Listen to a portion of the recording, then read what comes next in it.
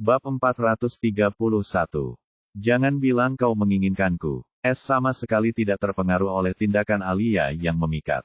Sebaliknya, dia merasa ada yang tidak beres dengan perilakunya.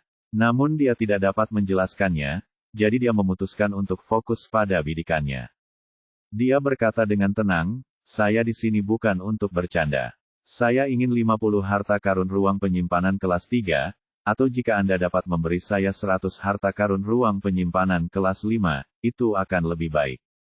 Mata Alia berbinar dengan ambiguitas saat dia akhirnya menghentikan godaannya dan bertanya, kita bisa mengatur 50 harta karun ruang penyimpanan tingkat rendah 3 sedangkan untuk yang lebih tinggi, harta karun ruang penyimpanan itu cukup berharga dan terbatas di sini, jadi aku tidak bisa membantumu dengan itu. S sudah menduga hal ini, jadi dia tidak terlalu terkejut, dan dia merasa puas dengan 50 harta karun ruang penyimpanan kelas 3. Tidak masalah, aku bisa melanjutkannya. Ini, lihatlah isi cincin penyimpanan ini dan beritahu aku apakah cukup untuk perdagangan kita. S mengangguk dan meletakkan 20 cincin penyimpanan di atas meja. Alia tersenyum menawan sebelum ia menempelkan tanda jiwanya pada cincin itu, dan kelopak matanya sedikit bergetar ketika ia melihat semua bahan dan harta di dalam cincin itu. S baru saja mengambil sebagian kekayaannya dan benda-benda ini sama sekali tidak berguna baginya, tetapi sangat menarik bagi kekuatan apapun untuk membina generasi muda mereka. Khususnya, susunan dan formasi tingkat bintang yang tak seorang pun mau menjualnya meskipun tak berguna, tapi S berbeda. Dia punya banyak susunan dan formasi seperti itu. Dia bahkan punya formasi peninggalan suku iblis laut. Jadi, dia tak butuh yang tingkat rendah. Namun, ini tidak berarti dia telah mengambil semuanya. Bisa dikatakan hanya 5% dari kekayaannya yang terkumpul dari hasil pencuriannya. Hehe, ini lebih dari cukup untuk perdagangan kita. Apakah kamu butuh yang lain atau ingin menggunakan saluran kami untuk menjual beberapa barang? Kami hanya mengenakan biaya transaksi 20%. Kata Alia sambil mengambil cincin penyimpanan itu. Penipuan sekali, gerutu S dalam hati. Dia berkata tanpa ekspresi, tidak, terima kasih, ini sudah cukup untuk saat ini. Kapan saya akan mendapatkan barang saya?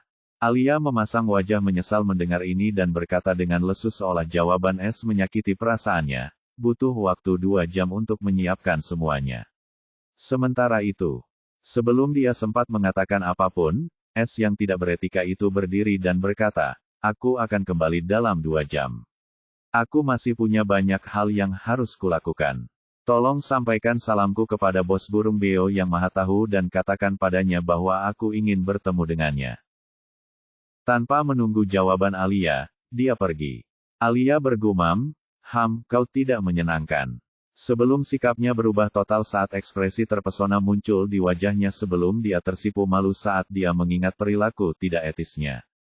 Dia tidak dapat menahan diri untuk bergumam dengan ekspresi kesal di wajahnya yang cantik dan memerah. Dia menggunakan teknik itu untuk melakukan hal-hal memalukan melalui diriku, lagi.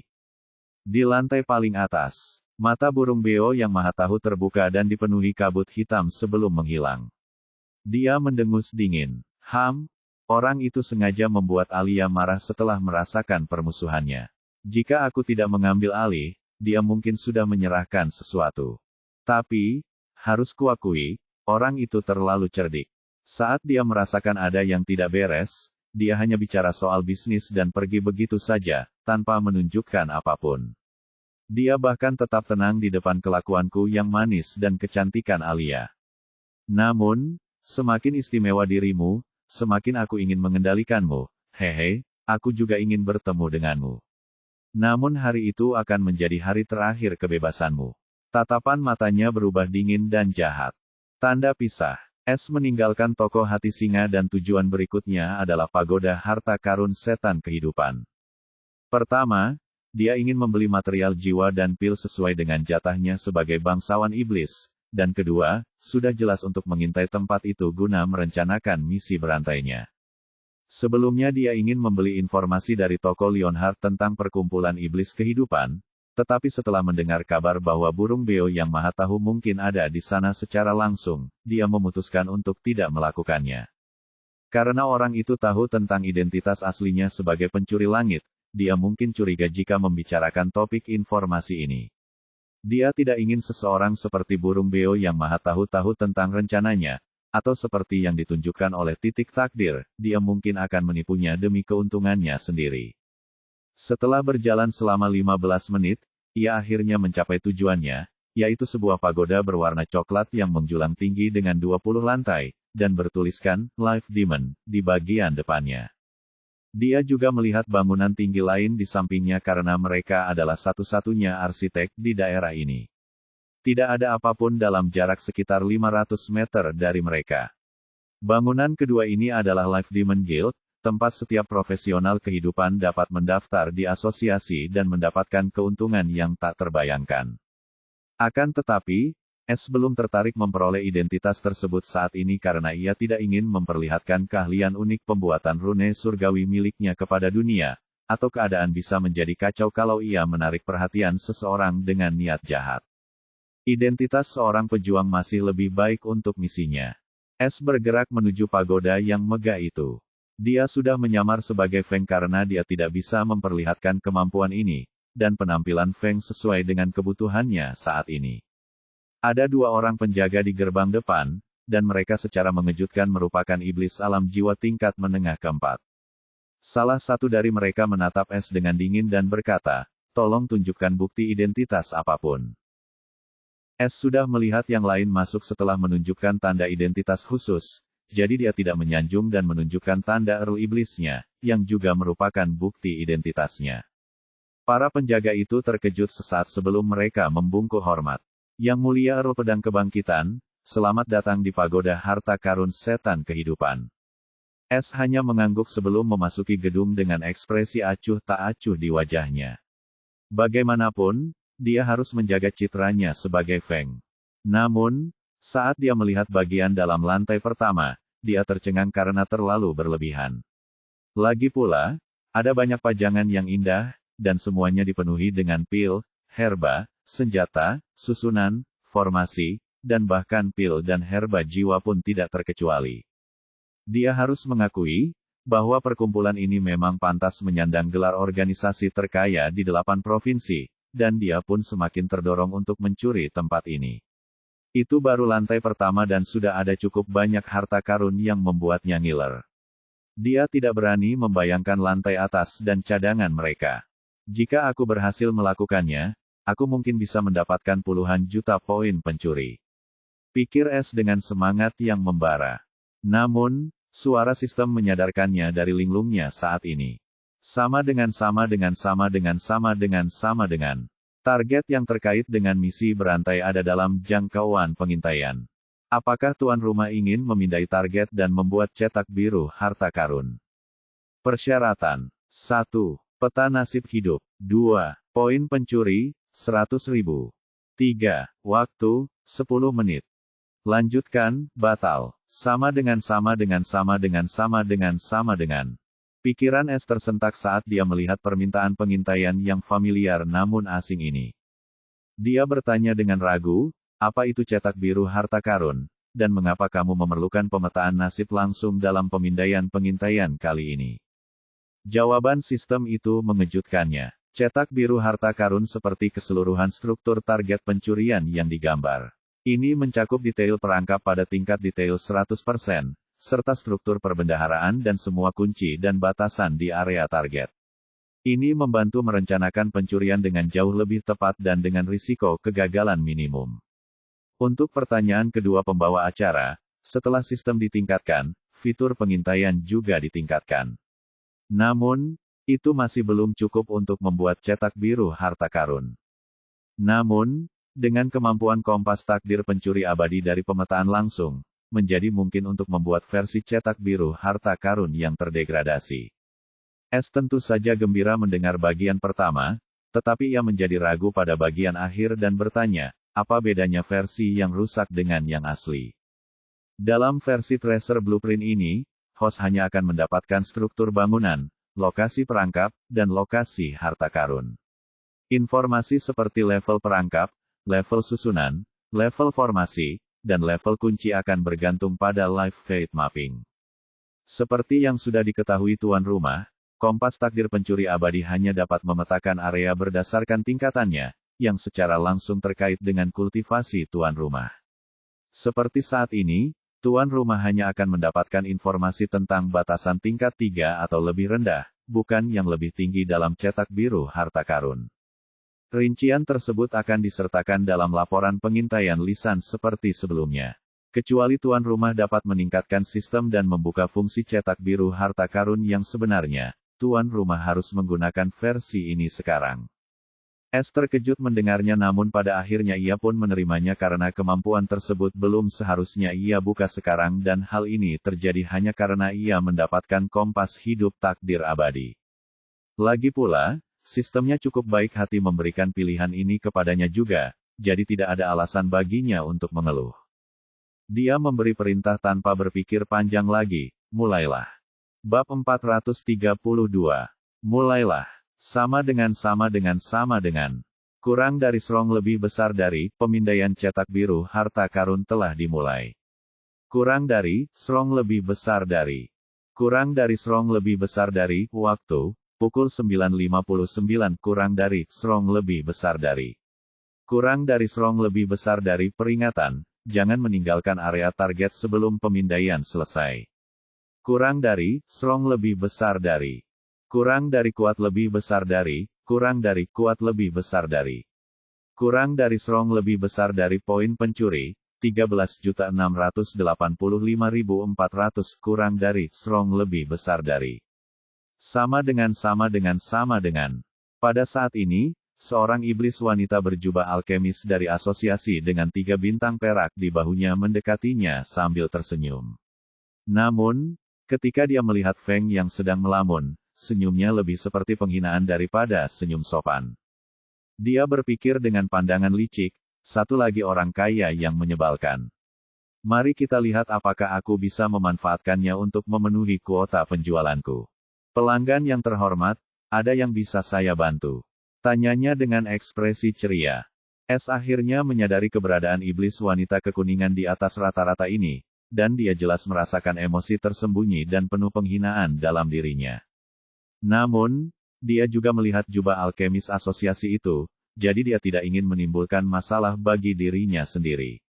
Dia tahu asosiasi iblis kehidupan terkenal karena sikap dan kejenakaan mereka yang buruk. Hanya seseorang dengan status superior yang bisa menarik perhatian mereka. Feng tersenyum ambigu dan berkata, "Kudengar iblis dengan gelar bangsawan dapat membeli pil jiwa setiap tahun. Aku di sini untuk tujuan itu." Sang alkemis terkejut ketika mendengar pil jiwa, dan senyumnya tiba-tiba menjadi kaku. Mungkinkah dia iblis bergelar? Dia berkata dengan ragu, "Ya, itu benar. Tapi Anda harus menunjukkan bukti identitas jabatan Anda kepada manajer lantai." S mengangguk dan bertanya, "Lalu di mana saya bisa menemukan manajer lantai?" Dia menjawab dengan sedikit ragu, "Bolehkah aku tahu gelar iblismu terlebih dahulu dan beberapa bukti?" Aku tidak bisa mengganggu manajer lantai dengan kata-kata kosong. Aku harap tamu terhormat itu mengerti. Dia berbohong. Mata S menyipit. Mungkinkah dia masih ingin melakukan beberapa trik meskipun mengetahui identitasku, atau dia tidak mempercayainya? Yah, aku punya waktu untuk disia-siakan. Feng tiba-tiba tersenyum ramah dan mengangguk, "Oh, aku adalah Earl Pedang Terbit yang bergelar, ini bukti identitasku." Rising Sword Earl, di mana aku pernah mendengar gelar ini sebelumnya. Tiba-tiba dia merasa ada yang aneh dengan gelar khusus ini, dan dia juga melihat token segitiga emas dengan nama Earl di atasnya di tangan Feng. Akan tetapi, sebelum dia sempat mengingat di mana dia mendengar judul itu, sebuah teriakan mengagetkan terdengar dari belakang. "Earl Pedang yang bangkit, apakah tuan itu pedang iblis Feng?" S menoleh ke arah pemilik suara tersebut dan melihat iblis wanita lain berjubah alkimia, namun dia memiliki 7 bintang perak di bahunya dan dia juga sangat cantik. S hanya tersenyum dan mengangguk, "Aku memang pedang iblis Feng.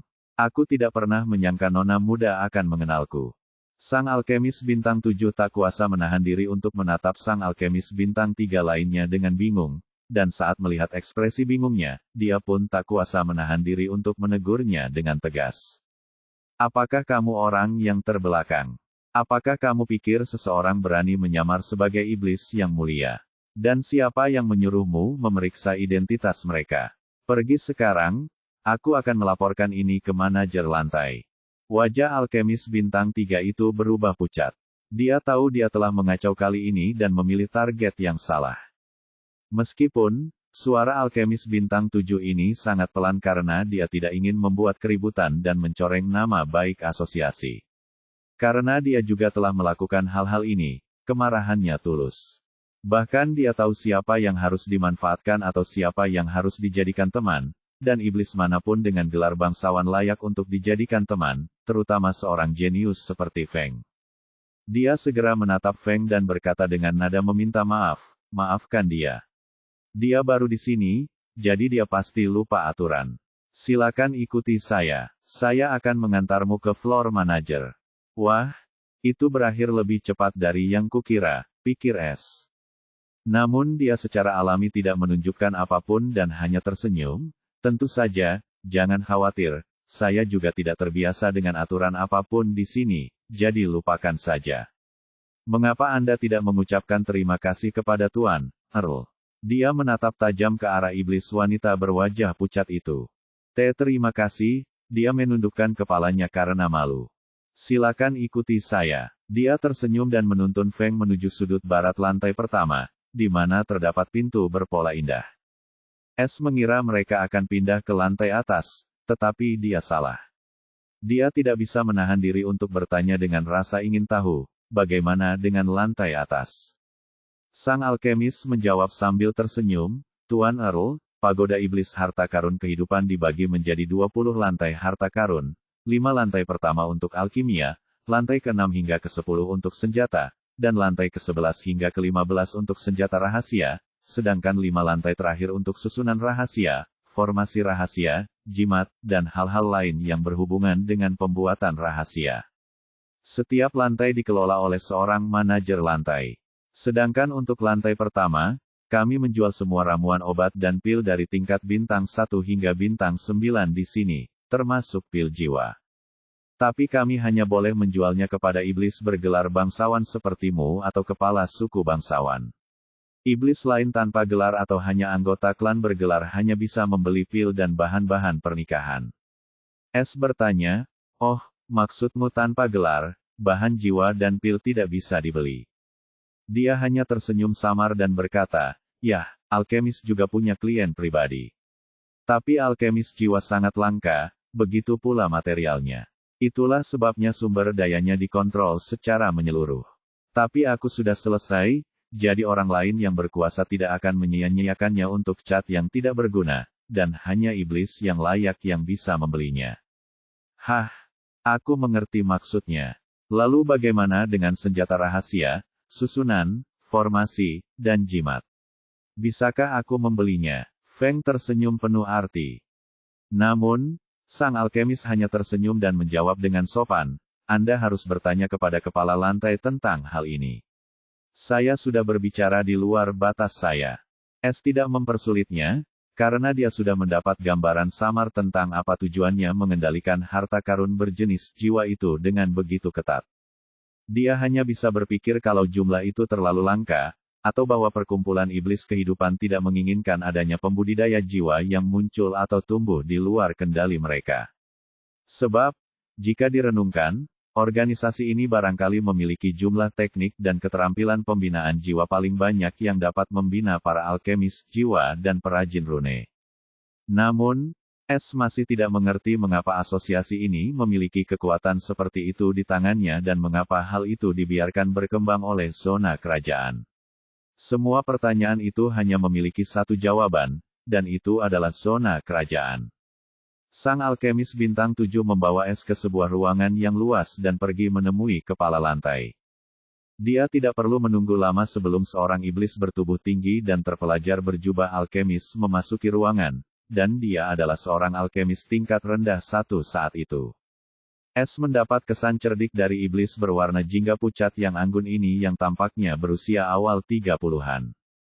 Mata kepala lantai berbinar saat dia melihat sikap Feng yang polos dan berkata, sambil memberi hormat dengan sopan, Saya merasa terhormat bisa mengundang jenius nomor 1 di wilayah pedang kita, Earl Pedang yang terhormat, ke sini. Mohon maafkan orang tua ini atas perilaku salah satu pelayan lantai saya. Saya sangat malu mendengarnya dari Tilly. Merasa iblis ini agak berlebihan, tetapi dia tetap berkata dengan sopan sambil melakukan penghormatan kerajaan, saya sudah melupakannya. Tolong jangan mempermalukan saya, senior. Bawakan Rosale untuk tamu terhormatmu. Perintahnya pada Tilly, dan dia pun segera pergi. Sebenarnya, ini tidak perlu, kata Feng. Saya bersikeras. Manajer lantai itu dengan keras kepala menolak. Saya juga mendengar Anda ingin menggunakan jatah pil jiwa tahunan Anda. Feng mengangguk. Ya, saat aku menerima gelar itu, kudengar aku bisa membeli pil jiwa dari sini. Manajer lantai tersenyum dan berkata, tentu saja, sudah menjadi tugas suci kami untuk mempromosikan iblis muda seperti Earl muda di sini. Itulah sebabnya kami memberikan kuota khusus. Lalu bolehkah aku bertanya berapa batas pembelianku? Seperti yang kudengar, aku hanya bisa membeli pil dan ramuan jiwa bintang 6 hingga bintang 9, tetapi dalam jumlah terbatas. Apakah batas ini juga berlaku untuk pil bela diri dan bahan rahasia? Bertanya tanpa menahan diri. Manajer lantai menjawab dengan ambigu, batas pembelian hanya untuk material jiwa. Sedangkan untuk pil dan material lainnya, selama Anda mampu membayarnya, Anda dapat membeli sebanyak yang Anda suka, tetapi hanya material bintang 1 hingga bintang 9. Bahan-bahan bermutu sangat berharga, dan kami hanya bisa menjual pil, bukan herbal, dan mereka juga memiliki batasan pembelian untuk semua orang. Terakhir, bahan-bahan rune adalah yang paling berharga, terutama susunan, formasi, dan jimat yang dibuat murni dengan bahan-bahan jiwa, jadi kami hanya menjual harta rune bermutu kepada suku Adipati atau Adipati Iblis, dan tentu saja suku Raja Iblis. Iblis dengan gelar iblis individu atau suku yang lebih rendah dari gelar Adipati hanya bisa mendapatkan harta rahasia bintang 1 hingga bintang 9, tanpa pengecualian. Tak dapat menahan perasaannya, bahwa skema pembagian ini juga diatur secara sengaja, sehingga para iblis dengan status lebih rendah tidak punya banyak cara untuk mengalahkan suku-suku bergelar adipati dan dengan ini, para adipati iblis juga dapat tetap berkuasa. Bab 433. Tilly sudah kembali dengan botol kaca persegi berisi cairan merah bening dan 2 gelas anggur di atas nampan, dan dia menuangkan Rosale untuk floor manager dan Manajer lantai mengambil gelas anggur dan berkata, silakan, ini salah satu bir terbaik dalam koleksi saya. Cobalah. Tentu saja tidak menolak permintaan tersebut dan menerimanya. Ia menyeruput bir berwarna darah itu dan pupil matanya membesar. Ia merasa seperti baru saja mencicipi madu mendidih sebelum sensasinya berubah menjadi dingin dan berbagai macam rasa menyebar di mulutnya. Dia tidak bisa menahan diri untuk memuji, bagus sekali. Juga seorang maniak alkohol, dan dia punya banyak koleksi alkohol curian, tetapi dia harus mengakui bahwa bir mawar ini mungkin adalah alkohol terbaik yang pernah dia cicipi sejauh ini. Manajer lantai tersenyum dengan sedikit rasa puas. Tentu saja, bir mawar ini sangat berharga, dan hanya dibuat 1000 botol setiap tahun, dan kami harus berjuang mati-matian hanya untuk 1 botol. Bisakah aku menawar 1 lagi lain kali? Tak dapat menahan diri untuk bertanya dengan suara keras. Manajer lantai terkekeh, kalau kamu bergabung dengan asosiasi kami, kenapa tidak? Feng tersenyum pahit dan berkata, saya khawatir pikiran saya hanya cocok untuk pedang, tidak untuk profesi rumit seperti alkimia. Sangat disayangkan, dan saya juga mengagumi tekad Anda untuk terus melangkah di jalan Anda tanpa terpengaruh oleh keuntungan sesaat. Puji floor manager. Junior ini lebih datar. Feng dengan sopan mengangkat gelas anggurnya. Namun, tidak menurunkan kewaspadaannya karena dia dapat merasakan manajer lantai ini menginginkan sesuatu sejak mendengar identitasnya dan itulah mengapa dia menawarkan alkohol yang sangat berharga dan meninggalkan kesan yang baik pada Feng. Dan tepat saat dia berpikir, kilatan licik melintas di mata manajer lantai ketika dia melihat Feng optimis dengan perlakuannya. Dia bertanya dengan jelas, jadi, kudengar Tuan Earl telah mendapatkan peringkat pertama dalam tahap pertama program pelatihan domain pedang. Feng mengerutkan bibirnya. Ya, Aku hanya beruntung. Floor manager tersenyum. Bagaimana mungkin pencapaian seperti itu hanya karena keberuntungan? Saat ini Anda adalah bintang paling cemerlang di wilayah kami. Terimalah ucapan selamat saya. S tentu saja tidak menolak dan ikut bermain serta menunggu hal itu datang. Manajer lantai tiba-tiba berkata, Tuan Feng, saya ingin tahu apakah Anda tertarik untuk menerima permintaan pribadi dari saya. Feng terkejut sebelum berkata dengan menyesal, saya khawatir saya tidak bisa membuang-buang waktu, dan saya harus fokus pada program pelatihan. Mohon maafkan saya. Floor manager dengan cepat menjawab seolah-olah dia sudah menduga tanggapan seperti ini, tolong dengarkan saya dulu. Saya yakin permintaan ini tidak akan menghalangi pelatihan Anda dengan cara apapun. Oh, kalau begitu, tolong ceritakan. Sangat mudah. Kudengar kontestan nomor 1 akan memiliki akses ke daftar hadiah paling berharga dan ada sesuatu yang kuinginkan dari daftar itu, dan hanya kau yang bisa mendapatkannya.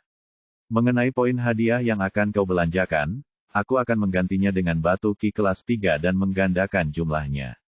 Bagaimana menurutmu? Manajer lantai akhirnya mengungkapkan niatnya. Bagaimana dia tahu informasi semacam ini? Dan apa hal yang dia inginkan yang hanya bisa muncul di daftar hadiah peserta peringkat pertama? S tiba-tiba merasa floor manager ini tidak sesederhana yang terlihat dan mungkin memiliki banyak koneksi tingkat tinggi. Lebih jauh lagi, dia sama sekali tidak memanfaatkan Feng dan bahkan memberikan barang yang nilainya 2 kali lipat dari yang dia inginkan. Jadi, itu adalah kesepakatan yang adil yang tidak akan membutuhkan usaha apapun darinya. Jika ini hanya menyangkut pembelian sebuah barang, maka aku tidak keberatan. Feng segera menyetujui. Manajer lantai hanya tersenyum, tetapi kegembiraan di matanya terlihat jelas, yang membuat S semakin penasaran tentang apa yang diinginkan orang ini. Dia berkata, bagus sekali, kamu tinggal beli saja barang ini. Dia menyerahkan sebuah potret pada S. S penasaran mengamati potret itu dan melihat batu putih dengan titik-titik hitam.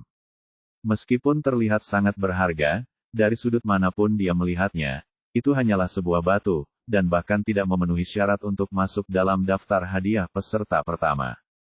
Terlebih lagi, jika benda ini sangat berharga, maka domain pedang tidak akan memasukkannya ke dalam daftar hadiah sama sekali. Meskipun begitu, aku hanya ingin melihat diriku sendiri, pikir S sambil menyimpan lukisan itu. Kalau begitu, itu kesepakatan. Feng tersenyum mengiyakan. Floor manager menyeringai dengan sedikit kegembiraan, sekarang untuk urusan resmi, kalian seharusnya mendapatkan 100 pil pemulihan jiwa dan 100 pil penenang jiwa dari peringkat bintang 6 hingga bintang 9 dan 10 unit ramuan jiwa dari setiap pil. Namun dengan menggunakan wewenangku sebagai floor manager, aku akan membuatkan mereka 150 pil dan 15 unit peringkat puncak. Bagaimana menurutmu? Mata Feng berbinar dan segera mengucapkan rasa terima kasih, terimalah ucapan terima kasihku. Tidak perlu, karena kita sudah dekat sekarang, ini adalah hal terakhir yang bisa kulakukan untukmu. Floor manager terkekeh dalam suasana hati yang baik. Jadi, berapa yang harus saya bayar? Tanya Feng. Itu gratis. Anggap saja itu sebagai uang muka atas permintaanku. Tilly mengambil pil dan bahan-bahannya. Perintah manajer lantai. Ini, Feng tampak ragu-ragu. Anggap saja ini sebagai tanda ketulusanku. Floor manager melambaikan tangannya dengan tenang. Kalau begitu, terima kasih. Feng membungkuk sedikit. Setelah itu, mereka mengobrol sebentar sebelum Tilly datang membawa pil jiwa dan materi jiwa dan menyerahkannya kepada Feng. Manajer lantai bertanya apakah dia menginginkan hal lainnya, tetapi Feng dengan sopan menolak dan pergi setelah mengucapkan terima kasih dan berjanji untuk menyelesaikan tugasnya. Sekarang hanya manajer lantai dan Tilly yang ada di ruangan itu. Tilly berkata dengan nada gembira, Guru, saya tidak pernah menyangka akan semudah ini mencapai tujuan kita. Manajer lantai itu terkekeh dingin, ya, siapa yang mengira orang yang akan saya kunjungi secara pribadi akan datang sendiri ke rumah saya. Lagi pula, dia tidak seperti yang digosipkan, dan mudah dibujuk. Tilly mengangguk sambil menyeringai dingin, ya, dia sangat penurut, seperti anjing. Pada akhirnya, dia sama saja seperti yang lain yang menjilati kaki kita demi keuntungan. Itu wajar saja. Sekarang kita tinggal menunggu sebelum si idiot ini bisa mengeluarkan benda itu dari perbendaharaan suku Blade. Siapa yang mengira orang-orang tolol itu tidak tahu nilai benda itu dan menyimpannya terkunci selama bertahun-tahun dan sekarang bahkan memasukkannya ke dalam daftar hadiah belaka. Jika bukan karena koneksi Tuan dan mendapatkan daftar hadiah, aku tidak akan pernah tahu benda seperti itu ada di perbendaharaan domain pedang selama bertahun-tahun ini, manajer lantai mengeluh. Tilly bertanya dengan rasa ingin tahu, Tuan, batu apa itu? Lagi pula, daftar hadiah itu juga diperoleh orang lain. Bagaimana jika ada orang lain yang mencoba merebut barang itu? Floor manager tersenyum misterius, muridku tersayang, kau akan melihatnya begitu dia membawanya ke sini. Kau hanya perlu tahu dengan itu, aku mungkin bisa masuk ke peringkat alkemis tingkat 4. Lagi pula, tidak ada yang tahu benda apa itu kecuali aku. Tanda pisah. S keluar dari pagoda harta karun iblis kehidupan sambil masih memikirkan pertemuan anehnya dengan manajer lantai misterius ini. Bagaimana jika aku tidak datang ke tempat ini sama sekali? Mungkinkah orang itu sudah berencana mendekatiku sejak awal dan aku langsung jatuh ke tangannya? Tapi tidak mudah untuk memanfaatkanku. S tersenyum licik. Suara sistem juga berdering pada saat ini. Sama dengan. Pemindaian cetak biru harta karun telah selesai. Cetak biru harta karun telah dikirim ke ruang pencuri. S terkejut melihat banyaknya jebakan tingkat tinggi, dan masing-masing jebakan itu cukup membuatnya pusing. Terlebih lagi, kunci tingkat 5 itu bukanlah sesuatu yang bisa ia hilangkan dengan levelnya saat ini. S tidak dapat menahan diri untuk tidak mengeluh. Kenapa kau selalu membuatku dalam kesulitan? Dia mendesah tak berdaya saat tak kunjung ada jawaban, dan dia memusatkan perhatiannya pada cetak biru harta karun itu di dalam ruang pencurinya. Dia melihat gulungan itu berwarna biru, namun dia tidak mengeluarkannya karena dia masih berada di luar dan memutuskan untuk memeriksanya saat dia kembali, dan siapa tahu dia mungkin menemukan cara untuk menyelesaikan misinya yang saat ini tampaknya mustahil. Pada saat ini, S tiba-tiba menjadi waspada. Jadi, mereka memang datang, iya. Tapi bagaimana mereka tahu aku ada di sini secepat itu? Yah, aku masih punya waktu luang. Mari kita kumpulkan beberapa kenangan untuk sementara waktu. S menyeringai dingin sambil berjalan seolah tidak menyadari apapun. Namun, penyelidikan jiwanya sudah diaktifkan. Bab 434. Hari sudah gelap ketika S kembali ke kamarnya dengan senyum puas di wajahnya. Setelah dia meninggalkan pagoda harta karun iblis kehidupan, dia menuntun kelompok yang mengikutinya dan ketika tiba saatnya untuk mengambil barang-barangnya dari toko hati singa, dia dengan mudah menyingkirkannya. Ketika dia muncul untuk mengambil barangnya, Alia tidak muncul kali ini dan orang lain mengirimkan cincin penyimpanan kepadanya.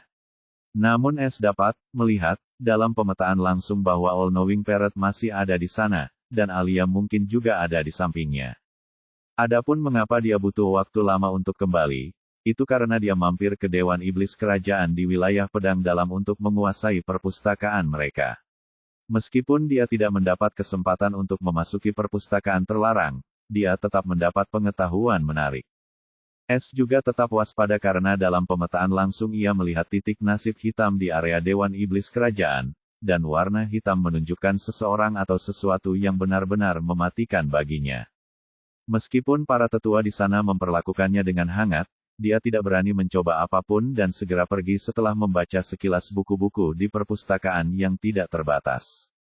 Selain itu, perpustakaan itu juga memiliki beberapa keterampilan dan teknik tingkat manusia dan bumi yang lebih rendah, yang merupakan anugerah baginya. Dia tentu saja tidak membiarkan keterampilan dan teknik gratis itu hilang begitu saja.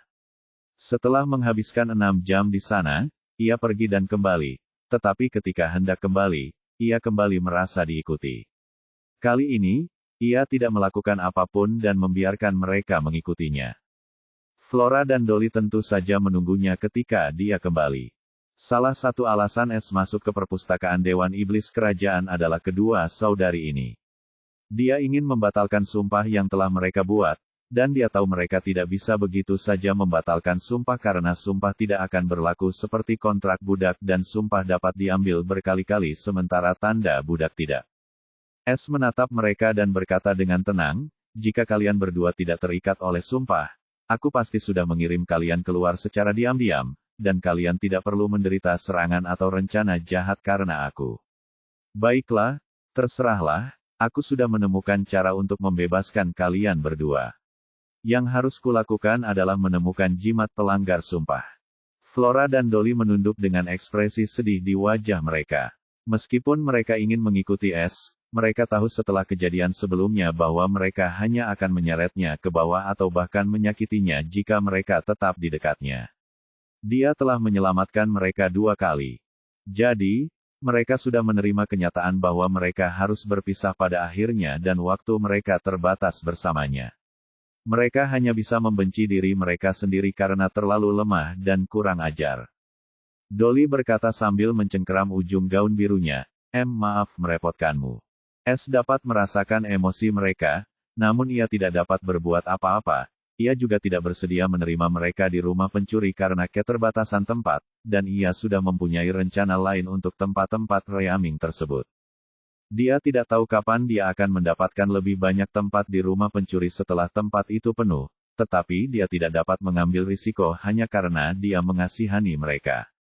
Yang dapat dia lakukan hanyalah memberi mereka restunya dan membiarkan mereka menjalani kehidupan yang aman dan bahagia. S menghela napas dan berkata, aku akan berkultivasi. Lalu dia meninggalkan kedua saudari yang cemberut itu. Flora tak dapat menahan diri untuk bergumam, apakah benar-benar tidak ada jalan lain? Dolly mendesah tak berdaya sambil memeluk adiknya. Kita memang terlahir hina, dan yang bisa kita lakukan hanyalah menerima takdir kita. Setidaknya, dia tidak ingin menyingkirkan kita dengan membunuh kita. Aliran air mata mengalir dari mata mereka saat mereka tetap berdiri di sana, berpelukan untuk waktu yang lama. Tanda pisah. S menghela napas lagi saat memasuki ruang kultivasi. Ia mendengar suara isak tangis mereka dan tak kuasa menahan diri untuk bergumam, jika saja aku punya lebih banyak noda, mungkin. Dia bertanya tanpa harapan tinggi, hei sistem, jika rumah pencuri penuh, kapan aku punya lebih banyak tempat terbuka? Anehnya, kali ini sistem menjawab. Setelah house full, tuan rumah dapat meningkatkannya ketika semua anggota yang ada mencapai peringkat anggota veteran, dan menyelesaikan misi peningkatan rumah pencuri. S mengerutkan kening, bahkan Noah masih anggota lama saat ini dan untuk meningkatkan peringkat rumah mereka, dia perlu mencuri, yang hanya akan menimbulkan masalah saat ini. Bahkan jika aku memberi Dolly dan Flora 2 posisi terakhir, dan entah bagaimana mereka semua mencapai peringkat anggota veteran, misinya tidak akan mudah. Pada akhirnya, S menggelengkan kepalanya dengan getir dan menyerah, karena dia tidak bisa mengambil keputusan secara gegabah dan menghancurkan seluruh rencananya yang didasarkan pada Thief House. Jangan salahkan aku hanya tidak punya pilihan lain, S segera menenangkan dirinya. S tiba-tiba memerintahkan, sistem, buka skema peningkatan ruang milik pencuri. Sistem tersebut langsung mewajibkannya. Sama dengan. Skema pembaruan ruang pencuri hidup. 1. Ruang 300 meter kubik plus 1 kapasitas penyimpanan humanoid. Kondisi, 100 harta karun ruang penyimpanan kelas 3 plus 10 juta poin pencuri. 2. Ruang 500 meter kubik plus kapasitas penyimpanan 2 humanoid. Kondisi, 100 harta karun ruang penyimpanan kelas 5 plus 20 juta poin pencuri. 3. Ruang 1000 meter kubik plus kapasitas penyimpanan 5 humanoid. Kondisi, 100 harta karun ruang penyimpanan kelas 8 plus 50 juta poin pencuri. 4. Fungsi akselerasi waktu 3x. Kondisi, 1 harta karun ruang penyimpanan kelas 9 plus 1 harta karun waktu kelas 9 plus 100 juta poin pencuri. Tanda pisah. Persyaratan untuk skema pembaruan ruang 300 meter kubik plus 1 kapasitas penyimpanan humanoid telah terpenuhi. Apakah Anda ingin memperbarui ruang pencuri hidup? Lanjutkan, tidak sekarang. Sama dengan. Bibir S melengkung ke atas. Ia mengumpulkan cincin penyimpanan tingkat 3 untuk alasan ini. Meskipun ia tidak perlu meningkatkan ruang penyimpanan ini karena ia memiliki jutaan cincin penyimpanan, ia menginginkan ruang humanoid tambahan yang akan terbuka dengannya. Ini akan memberinya keuntungan besar untuk membawa seseorang bersamanya seperti Noah tidak perlu bersembunyi jauh darinya lain kali, dan tempat tinggal pencurinya juga menguntungkan bagi makhluk kegelapan, jadi Noah mungkin juga mendapatkan beberapa keuntungan tak terduga saat tinggal di sana. Namun itu masih harus dilihat karena dia tidak ada di sini. Tujuan utama lainnya yang ingin ia lakukan untuk meningkatkan ruang pencuri hidup adalah kepompong hitam dengan garis-garis rahasia merah di tengah ruang pencurinya. Ruangan itu sudah sempit dan Eva kini dikelilingi oleh berbagai harta karun, jadi dia hanya ingin menambah ruangan sebelum dia terkubur di bawah harta karun. Lanjutkan, perintah Es tanpa ragu, dengan senyum lembut di wajahnya saat dia melihat kepompong dengan garis-garis merah berkedip, seolah-olah mereka bernapas. 100 cincin penyimpanan di ruangnya lenyap, dan 10 juta poin pencuri dari bilah statusnya. Tiba-tiba ruang pencuri hidup itu bergetar sedikit sebelum seluruh ruang itu mulai mengembang dengan cepat. Terlebih lagi, Es menyadari langit-langit tempat pencuri itu mulai terisi kabut hitam seperti awan hitam, namun tidak terjadi apa-apa setelahnya, dan kabut hitam itu tetap diam di sana tanpa bergerak atau memudar.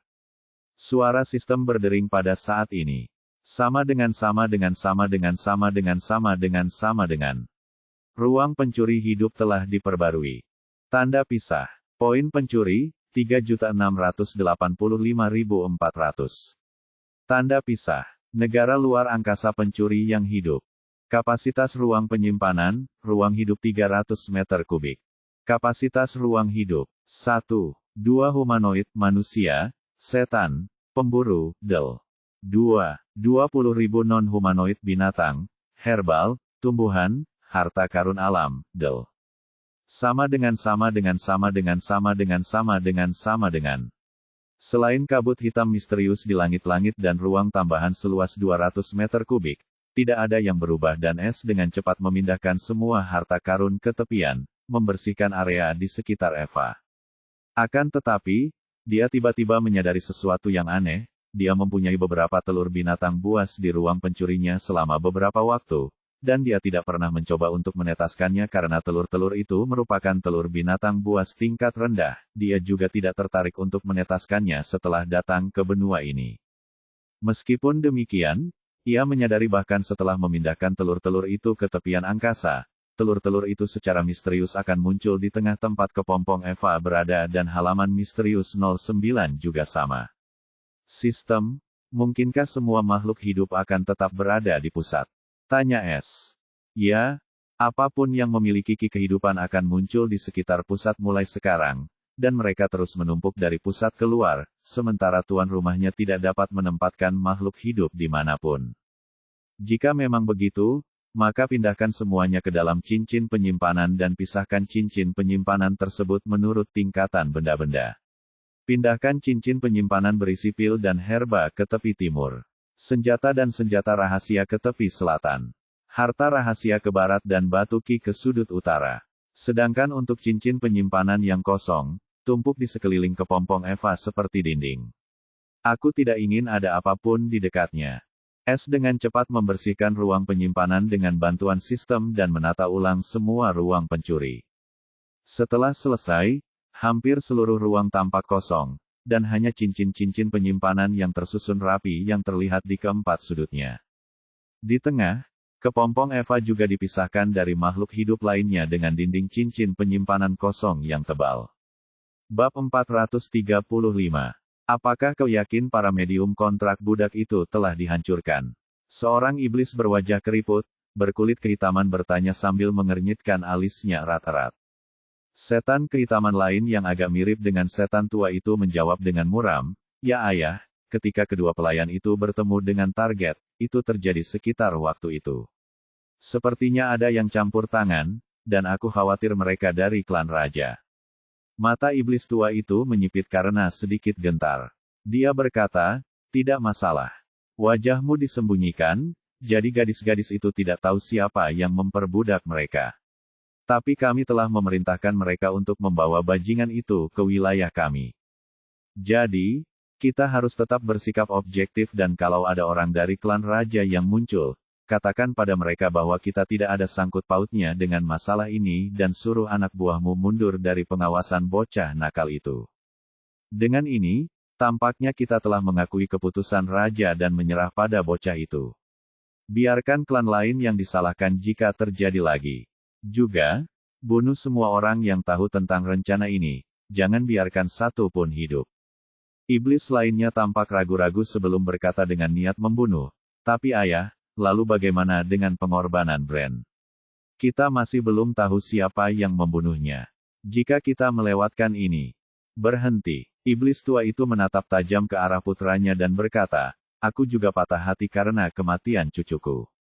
Apa menurutmu aku ingin menyerah pada kesempatan sekali seumur hidup ini untuk menjadi klan raja? Tapi kalau klan kita hancur sebelum kita mencapai apapun, apa gunanya semua ini? Setan yang satu lagi menundukkan kepalanya sambil menggertakkan giginya karena frustrasi dan tak berdaya. Iblis tua itu mendesah saat mata coklat tuanya berubah melankolis. Jangan khawatir jika pintu ini tertutup, ini tidak berarti yang lain juga tertutup.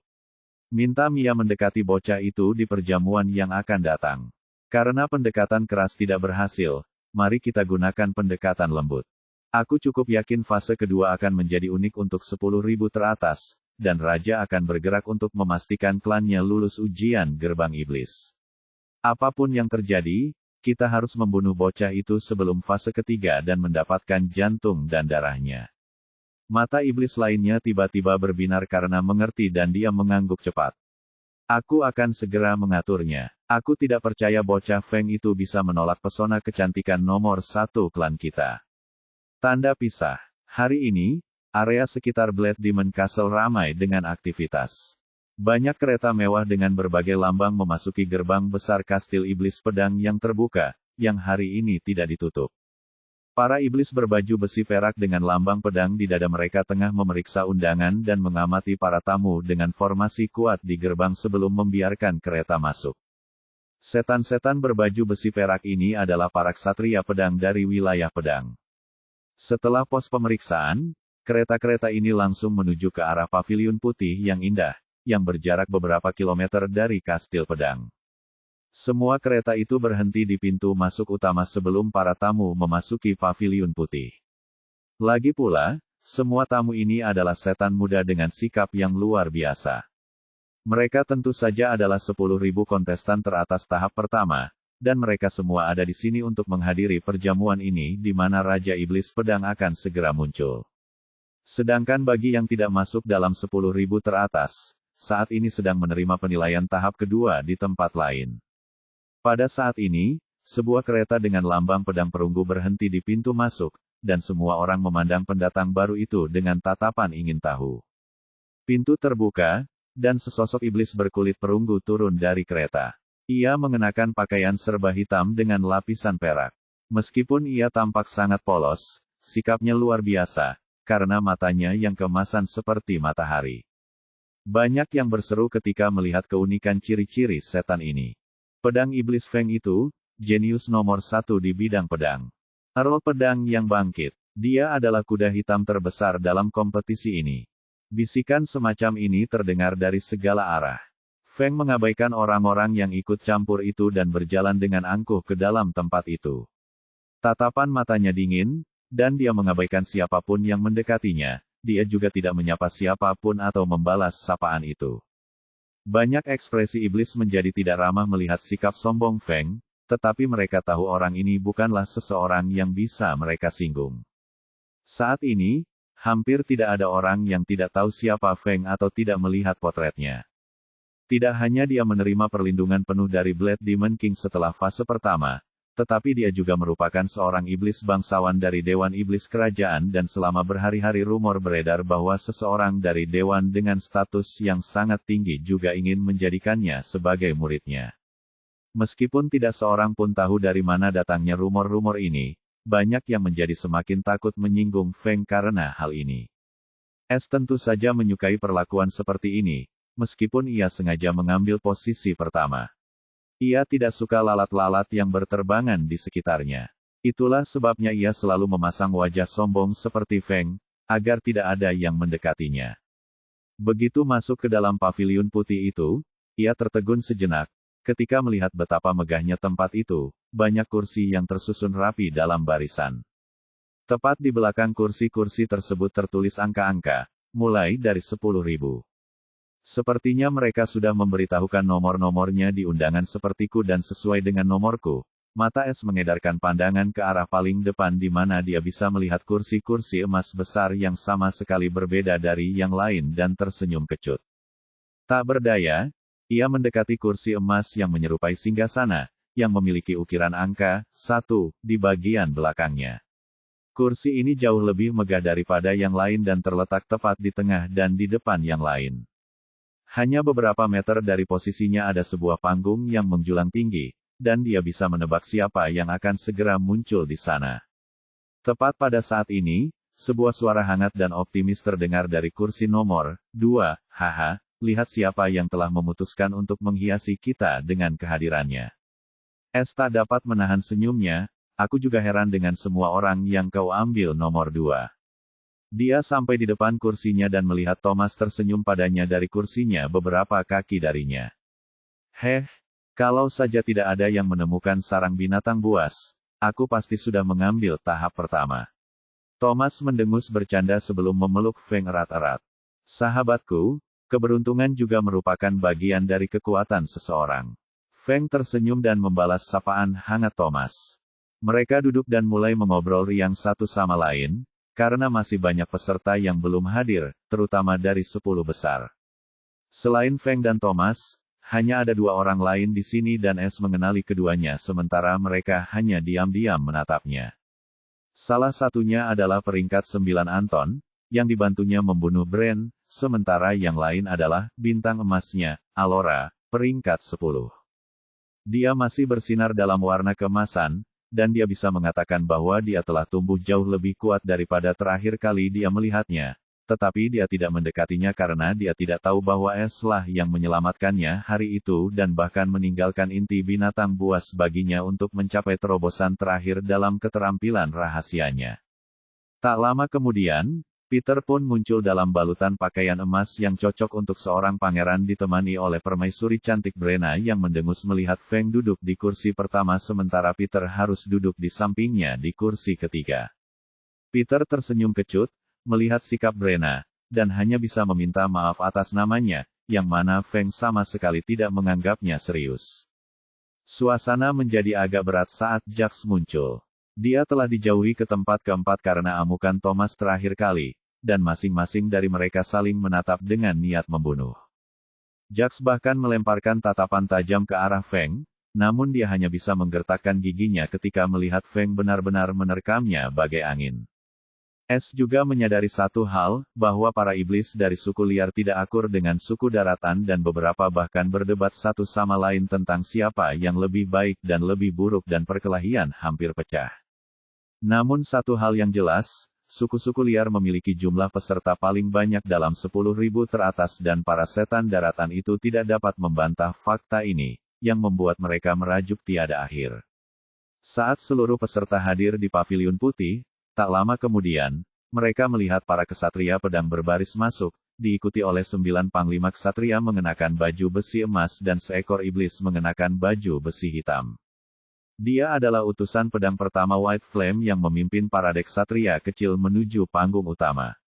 Para ksatria pedang itu mengelilingi panggung sementara para komandan ksatria, termasuk White Fire, naik ke panggung, tetapi mereka hanya tetap diam dalam satu barisan seolah-olah mereka sedang menunggu seseorang. Semua orang menahan napas karena mereka tahu hanya satu orang yang dapat membuat White Fire bertahan seperti ini. Yang juga berarti, Raja Iblis akan datang. Bab 436. White Fire memasang ekspresi serius di wajahnya saat dia mengumumkan, penguasa provinsi Mighty Blade, dan pembudidaya pedang terkuat di bawah langit keemasan, yang mulia, Raja Iblis Mighty Blade, telah tiba. Berlututlah di hadapan rajamu. Semua ksatria, termasuk White Fire, berlutut di sebelah kanan mereka dengan suara menggelegar. Para pemuda juga sangat terkejut, dan mereka berdiri dari tempat duduk mereka dan melakukan apa yang dilakukan para ksatria. Ini adalah kesopanan yang pantas diterima oleh Raja Iblis manapun, terutama Raja Iblis Pedang, yang merupakan Raja Iblis terkuat ketiga di 8 provinsi. Di baris paling depan, Feng dan 10 orang teratas lainnya melakukan hal yang sama. Kemudian, langkah kaki yang kuat terdengar dari pintu dan sensasi yang dahsyat merayapi hati setiap orang. Blade Demon mengenakan jubah Raja Emas sementara mahkota emas, yang tampak seperti terbuat dari pedang kecil, berada di kepalanya. Dia tersenyum tipis saat dia perlahan menuju panggung. Jerome dan Maddox mengikuti tepat di belakang Raja Iblis Pedang dengan kepala tertunduk, penuh kekaguman. Raja Iblis Pedang naik ke panggung saat tatapan matanya yang tajam menatap tajam ke arah 10.000 pemuda yang berlutut di hadapannya. Jantung Es tiba-tiba berdebar kencang saat dia merasakan suatu naluri bela diri yang kuat menimpanya sesaat. Dan dia juga menyadari satu hal yang mengejutkan, tanda tangan jiwa ini, dari hari itu. Es segera teringat kejadian aneh yang dialaminya sebelum memasuki pegunungan bayangan hari itu. Ia hanya mengira bahwa tanda jiwa itu tiba-tiba menghilang. Tetapi sekarang setelah Blade Demon King melepaskan indera bela dirinya untuk beberapa saat, dia kembali merasakan tanda tangan jiwa yang kuat itu, dan sepertinya itu adalah Blade Demon King sendiri hari itu. Jadi, inikah kekuatan seorang ahli alam manifestasi? Mengerikan sekali. Es merenung dengan ekspresi agak muram karena dia tahu para ahli alam jiwa itu seperti semut di hadapan para ahli alam manifestasi ini. Tatapan mata Raja Iblis Pedang tertuju pada Feng sejenak, kilatan aneh melintas di matanya, sebelum dia berbicara dengan suara menggelegar, "Bangun." Semua orang segera berdiri sambil menatap Raja Iblis yang menjulang tinggi dengan rasa hormat dan kagum di mata mereka. Raja Iblis Pedang berkata dengan sungguh-sungguh, "Pertama-tama, aku ingin mengucapkan selamat karena telah berhasil mencapai titik ini setelah menghadapi situasi yang belum pernah terjadi sebelumnya di tahap pertama." Tak seorang pun dapat bersuara, namun sebagian besar mata mereka dipenuhi rasa bangga dan gembira karena mendapat pujian dari Raja Iblis. Raja Iblis Pedang melanjutkan, "Tapi jangan terlalu cepat merayakannya. Itu baru tahap pertama, tapi jutaan nyawa melayang, dan aku tidak tahu berapa banyak lagi yang akan dikorbankan. Namun, kami para iblis hidup untuk bertempur dan mati dalam pertempuran.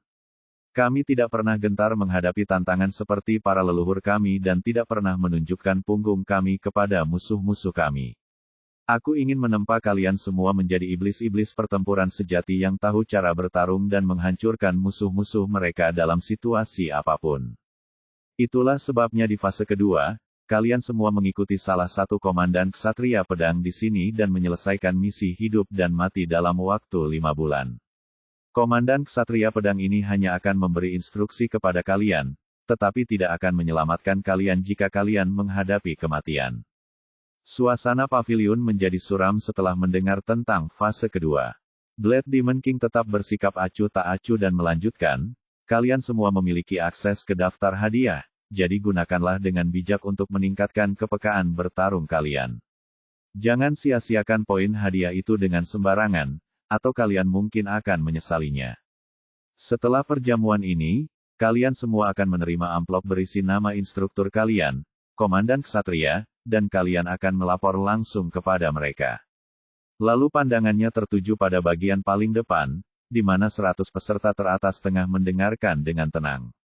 Raja Iblis Pedang berkata, "Kalian semua menempati posisi 100 teratas dan pasti sangat bangga pada diri kalian sendiri, dan kalian memang seharusnya begitu karena kalian adalah 100 iblis paling berbakat di wilayah kekuasaanku. Itulah sebabnya peringkat 100 hingga 11 akan mendapatkan tambahan 5.000 poin hadiah dan akses ke daftar hadiah khusus. Sementara peringkat 4 hingga 10 akan mendapatkan 10.000 poin hadiah dan daftar hadiah khusus untuk mereka." Kemudian matanya tertuju pada 3 pemuda di paling depan, Feng, Thomas, dan Peter. Ia tersenyum dingin, yang membuat ketiganya mengangkat bahu, terutama Peter, yang paling mengenal ayahnya. Senyum ini menandakan bencana. Dia berkata, "Peringkat 2 dan 3 akan diberikan 15.000 poin hadiah dan daftar hadiah hanya untuk kalian berdua. Sedangkan untuk peringkat 1, yang merupakan pemuda paling menjanjikan dari generasi domain saat ini, dia akan mendapatkan 20.000 poin hadiah dan daftar hadiah dengan barang-barang paling berharga. Semua orang berseru dan melihat ke arah 100 peserta teratas, terutama Feng, yang memiliki daftar hadiah khusus untuknya sendiri dan tidak seorang pun dapat memperoleh apapun darinya. Namun, kata-kata Raja Iblis Pedang selanjutnya mengirim 100 orang teratas dari langit ke dalam lubang. Aku tahu kalian semua senang karena kalian mendapatkan banyak keuntungan dan menganggap diri kalian istimewa, tetapi ini juga berarti kalian harus melakukan tugas khusus juga. Kalian semua akan mendapat misi 10 kali lebih kuat dari yang lain di sini dan 10 yang teratas harus menyelesaikan 2 misi, sementara 3 yang teratas juga harus menyelesaikan tugas khusus dan paling sulit dari yang lain. Sebagai peringkat mereka, itu tidak permanen. Mereka semua milikmu untuk diambil. Karena mereka mendapatkan tugas yang berat, itu tidak berarti mereka memiliki hak untuk mempertahankan posisi penting mereka.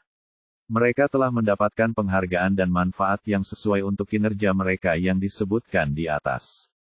Selama ada yang bisa tampil lebih baik dari mereka, bahkan posisi nomor 1 pun terbuka untuk direbut siapa saja, begitu juga 10.000 teratas Anda.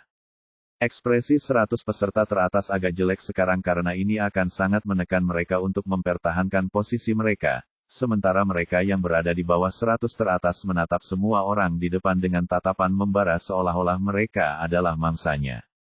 Terutama iblis berkulit perunggu di paling depan. Namun ini tidak berarti posisi mereka juga aman, karena mereka yang tidak hadir di sini mendapat tugas yang lebih mudah daripada mereka, seperti halnya 100 orang teratas. Hal itu membuat persaingan ini semakin ketat. Blood Demon King mengakhiri pidatonya sambil berkata, saya berharap saat kita bertemu lagi, tidak akan ada banyak wajah asing di sini. Semoga beruntung dan nikmati perjamuannya. Thomas mendesah dan meratap, Saudara Feng, sepertinya kita kena tipu. Feng terkekeh, bicaralah tentang dirimu sendiri.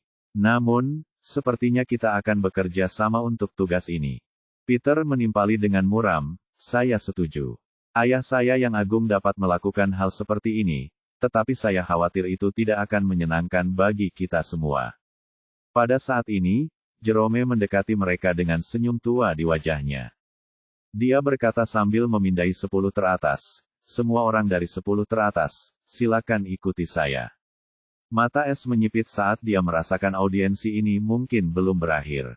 Mereka semua tidak berani mengabaikan Jerome karena dia datang bersama Raja Iblis, jadi mereka segera mengikutinya dari belakang dan meninggalkan paviliun putih di tengah tatapan iri semua orang, serta memasuki aula luas lain yang berjarak beberapa meter dari paviliun putih. Mereka semua terkejut saat melihat Raja Iblis hadir dan duduk di meja besar yang penuh dengan berbagai jenis hidangan dan minuman lesat. Para panglima ksatria juga hadir di sisi kanan meja panjang ini. Raja Iblis Pedang berkata dengan tenang, duduklah semuanya, tidak perlu basa-basi.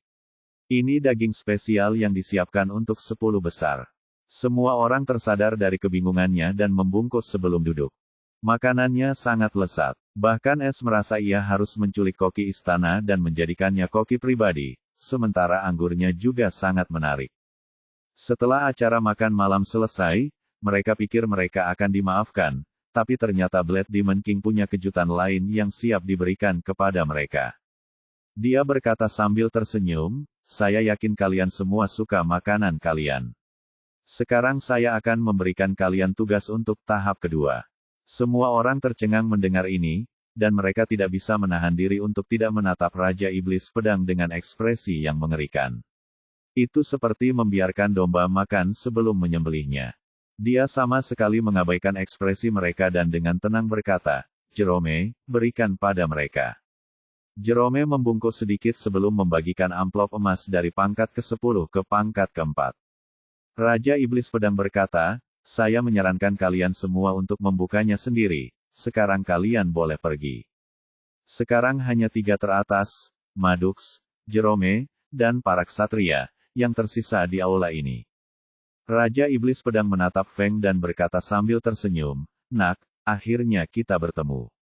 Es merasa seperti sedang ditatap oleh seekor harimau, dan dia tidak berani menunjukkan kesalahan apapun dalam perilakunya. Dia dengan hormat berdiri dan melakukan penghormatan kerajaan, merupakan suatu kehormatan bagi saya untuk bertemu dengan Yang Mulia, Raja Iblis Nightblade. Bab 437. Raja Iblis Pedang menatap Feng dan berkata sambil tersenyum, "Nak, akhirnya kita bertemu." Es merasa seperti ada seekor harimau yang sedang menatapnya, dan dia tidak berani menunjukkan kesalahan apapun dalam perilakunya. Dia dengan hormat berdiri dan melakukan penghormatan kerajaan, merupakan suatu kehormatan bagi saya untuk bertemu dengan Yang Mulia Raja Iblis Pedang Perkasa. Raja Iblis Pedang terkekeh, "Santai saja, tidak ada siapa-siapa di sekitar, kamu bisa bicara sesuka hati." Feng dengan hormat berkata, "Terima kasih atas bantuan ini, Yang Mulia." Blade Demon King bertanya dengan tenang, tetapi ada kilatan samar di matanya. "Jadi, Feng, dari catatan pertempuranmu, sepertinya kamu hanya memburu binatang iblis di tingkat 4 dan sebagian besar dari mereka berada di tahap menengah. Kamu tidak membunuh satu pun kontestan, tetapi kamu membunuh banyak peserta domain kabut. Bisakah kamu memberitahu kami alasannya?" Mata Thomas dan Peter sedikit terbelalak saat mendengar ini, meskipun mereka tahu tentang kenaikan peringkat Feng yang tidak wajar, dan itu tidak masuk akal, mereka tidak pernah menyangka rekor pertempurannya begitu mencengangkan. Mereka berdua tahu betapa sulitnya memburu binatang iblis tingkat 4 menengah dengan tingkat kultivasi mereka saat ini. Apa yang diinginkannya? Es merasa tidak enak, tetapi dia tahu tidak ada gunanya menyembunyikan kekuatan Feng, dan Raja Iblis tidak menunjukkan niat buruk apapun terhadapnya. Dia menjawab dengan hormat, "Saya memang telah melakukan ini, dan alasannya sederhana, hanya binatang iblis tingkat menengah yang dapat memaksa saya menggunakan kekuatan saya. Adapun mengapa saya tidak membunuh siapapun untuk mendapatkan poin pembunuhan mereka karena tidak ada kebutuhan untuk itu semua." Raja Iblis Pedang menyipitkan matanya saat mendengar jawaban Feng yang penuh hormat namun sombong. Namun, dia tidak menemukan kekurangan apapun dalam kata-katanya. Mata Whitefire dan komandan ksatria lainnya menyipit, mendengar Feng berbicara dengan nada seperti itu di depan Raja Iblis. Thomas tersenyum kecut pada isi perut Feng, dan Peter melotot tajam ke arah Feng. Raja Iblis Pedang berkata dengan nada dingin di suaranya, "Jadi, dengan kata lain, tidak ada seorang pun di wilayah pedang yang layak untuk menantangmu." Feng membungkuk hormat dan berkata, "Saya tidak pernah mengatakan itu, Yang Mulia. Saya hanya mengatakan bahwa saya tidak suka membunuh tanpa alasan ketika tidak diperlukan, dan dengan cara ini saya tidak akan menyinggung siapapun. Namun, jika ini menyangkut kehidupan orang yang saya cintai, saya tidak akan ragu untuk menyinggung siapapun, bahkan seorang Raja Iblis." Lancang, Whitefire meraung dari tempat duduknya dan berdiri, ingin menangkap Feng atas apa yang baru saja dia katakan. Bahkan ekspresi lelaki tua Jerome pun tampak gelap. "Tenanglah." Blade Demon King menatap dingin ke arah Whitefire. Api putih hanya bisa patuh dan melotot tidak ramah ke arah Feng, begitu pula para komandan ksatria lainnya. Blade Demon King akhirnya menatap Feng, yang masih membungkuk hormat tanpa rasa khawatir atau bahkan menunjukkan tanda-tanda memohon pengampunan. "Wah, tahukah kau bahwa apa yang baru saja kau katakan sama saja dengan kejahatan berat, dan kau bahkan mengatakannya di depan Raja Iblis. Aku dapat dengan mudah mengeksekusimu dan Dewan Kerajaan juga akan menyetujuinya." Wajah Thomas pucat pasi, dan dia ingin memohon untuk Feng, tetapi Madux menggenggam tangannya dan dengan tegas memberi isyarat dengan tatapan dinginnya agar tidak melakukan sesuatu yang gegabah.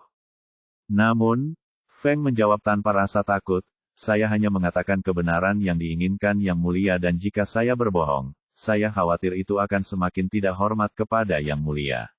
Namun saya tetap menyinggung Yang Mulia dengan kata-kata saya yang lancang. Saya siap menerima hukuman apapun." "Hahaha, bagus, sangat bagus." Blade Demon King tiba-tiba tertawa riang, yang mengejutkan semua orang. "Blade Demon King," katanya dengan suasana hati yang baik, "aku suka karaktermu, Nak. Kau tidak hanya tidak gentar di hadapanku, tetapi kau berani mengambil risiko menyinggungku dengan menunjukkan tekadmu. Meskipun aku suka kejujuran, aku lebih suka kejujuran yang cerdik. Saya tidak layak menerima pujian seperti itu." Feng tetap rendah hati. Dia menguji Feng dengan menggunakan indera perkawinannya sepanjang waktu dan jika dia mencurigai sesuatu pada ekspresi wajah Feng, Aku khawatir aku akan mendapat masalah, jadi mengatakan kebenaran yang dicampur dengan kebohongan juga merupakan pilihan yang tepat, dan dia tidak curiga sama sekali. S merasa lega karena dia lolos dari deteksi Raja Iblis Pedang, atau dia tidak tahu apa yang mungkin terjadi sebaliknya. Meskipun dia bisa mengendalikan ekspresi wajah Feng dengan sempurna, dia tidak pernah bisa melakukannya saat diawasi oleh seseorang yang jauh lebih kuat darinya, jadi dia tidak mau mengambil risiko, dan dia berhasil membodohi Raja Iblis. Raja Iblis Pedang berkata, aku akan mengirim kalian bertiga ke ekspedisi reruntuhan untuk fase kedua, dan Feng, kau akan menjadi pemimpinnya. Peter dan Thomas terkejut dengan pengumuman mendadak ini, dan orang lain di ruangan itu juga terkejut. Mereka semua akhirnya paham bahwa ini adalah ujian bagi Feng dari Raja Iblis, dan dia pun lulus. Ekspedisi kehancuran. S juga terkejut dan merasa ini tidak akan bagus untuk rencananya, tapi dia tidak berdaya saat ini. Dia hanya bisa mengangguk dengan ekspresi tegas palsu, saya akan melakukan yang terbaik untuk tidak mengecewakan Yang Mulia. Blade Demon King mengangguk puas dan melanjutkan, selain itu, kalian dapat memilih siapa saja dari peserta dalam tim kalian, tetapi batasnya adalah 5. Namun, kalian hanya memiliki waktu 3 hari untuk memilih rekan satu tim kalian sebelum para peserta tersebut berangkat untuk menjalankan tugas mereka. Peter tidak dapat menahan diri untuk bertanya dengan ragu, ayah kerajaan, reruntuhan macam apa yang sedang kita jelajahi? Raja Iblis Pedang menjawab dengan pandangan penuh arti di matanya, itu adalah reruntuhan suku Iblis Raja yang telah punah ribuan tahun lalu, dan reruntuhan ini berada di perbatasan selatan Provinsi Pedang. Itu adalah reruntuhan bawah tanah yang baru ditemukan oleh ras troll tanah, dan sama sekali belum dijelajahi. Jadi, ada banyak peluang di sana, tetapi bahaya juga mengintai di dalamnya. Itulah sebabnya Anda harus sangat berhati-hati. Kalian bisa mendiskusikan detailnya dengan Whitefire. Dia akan menjadi pemandu kalian dalam ekspedisi ini, tetapi dia tidak akan bergerak kecuali kalian menghadapi bahaya tingkat alam jiwa, jadi kalian harus bekerja sama. S segera memahami maksud sebenarnya dari Blade Demon King. Dia ingin kita bekerja sama dan saling percaya, jadi kita tidak akan mengalami kesulitan dalam ujian gerbang iblis. Tapi bahaya macam apa yang mengintai di suku Raja Iblis yang sudah punah? Ia merasa ini sangat mencurigakan, dan ia tidak punya pengalaman dalam ekspedisi apapun karena ia selalu fokus mengejar target yang kaya, dan ia tidak tertarik merampok makam. Ia yakin ia bisa mendapatkan lebih banyak dari yang hidup daripada yang mati. Saya pamit dulu. Kalian bertiga bisa membicarakan detail lainnya dengan Whitefire di sini. Kalian punya waktu 3 hari untuk mempersiapkan diri dan Feng, bisa dibilang, akan berada di istana mulai sekarang. Saya akan meminta seseorang untuk membawa pembantu kalian juga. Saya akan lebih mudah dihubungi. S tidak punya pilihan selain menyetujuinya saat ini. Dia tahu itu sebuah perintah, bukan permintaan. Setelah itu, Raja Iblis pergi, diikuti oleh komandan ksatria lainnya, Madux dan Jerome. Hanya Whitefire, Feng, Thomas, dan Peter yang tersisa di aula besar. Whitefire menatap Feng dengan dingin, masih tidak senang dengan apa yang terjadi sebelumnya, dan mendengus, wah, beraninya kau berbicara dengan rajaku seperti itu. Feng meminta maaf, saya tahu, dan saya minta maaf atas hal itu. Namun, Raja Iblis juga menginginkan hal itu, jadi saya tidak bisa menentang keinginan Yang Mulia. Whitefire hanya mendengus dan tidak mengatakan apapun lagi, karena Feng mengatakan yang sebenarnya. Thomas tak kuasa menahan diri untuk menggerutu, kakak Feng, kau hampir membuatku terkena serangan jantung. Feng memutar matanya, bukankah aku masih baik-baik saja, dan kau tidak akan mati semudah itu. Peter menghela napas dan berkata, lupakan saja. Bisakah kita fokus pada misi ini sekarang? Aku ingin menambahkan Brenna ke dalam tim dan juga ingin merekomendasikan satu lagi rekan setim yang dapat diandalkan. Thomas hanya mengangguk. Selama mereka tidak akan menyeret kita ke bawah, aku senang dengan siapapun. Tapi aku juga akan merekomendasikan Alora Yisrael dan Charlie Violen. Mereka berdua berteman satu sama lain, dan mereka juga memiliki karakter yang sangat baik. Kita bisa bekerja sama dengan mereka. Mata S berbinar aneh saat mendengar nama Alora disebut oleh Thomas dan memikirkan tentang titik takdir emasnya. Dia tidak bisa tidak berpikir bahwa ini mungkin kesempatan yang akan diberikannya, tetapi dia tidak yakin. Peter berpikir dan berkata, saya tidak keberatan, asalkan mereka tidak menusuk kita dari belakang. Saya hanya menginginkan dua orang ini dan dapat menjamin karakter mereka. Saudara Feng, bagaimana menurutmu? Apakah kamu ingin merekomendasikan seseorang? Thomas menatap Feng, yang terdiam selama ini. Feng menggelengkan kepalanya. Aku tidak kenal siapapun selain kalian berdua. Kalian boleh memilih siapa saja asalkan mereka cukup baik. Menurutku, kita bertiga sudah cukup untuk ekspedisi ini. Whitefire membalas, jangan terlalu sombong hanya karena kau menempati posisi pertama.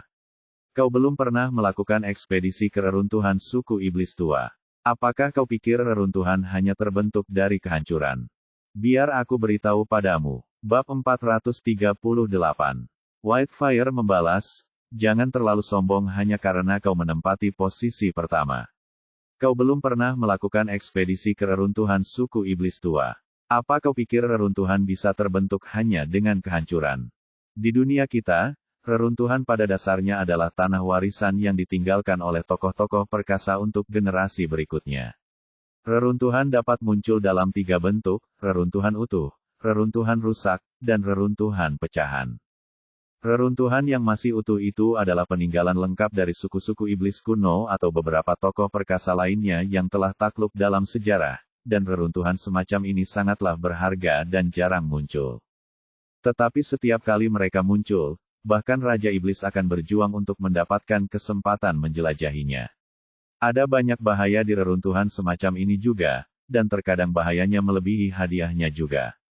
Terutama jika reruntuhan ini ditinggalkan oleh para pembudidaya atau ras yang tidak ortodoks. Makhluk-makhluk ini menemukan kesenangan dalam kesengsaraan orang lain, dan mereka ingin melihat dunia jatuh ke dalam kekacauan bahkan setelah kematian mereka.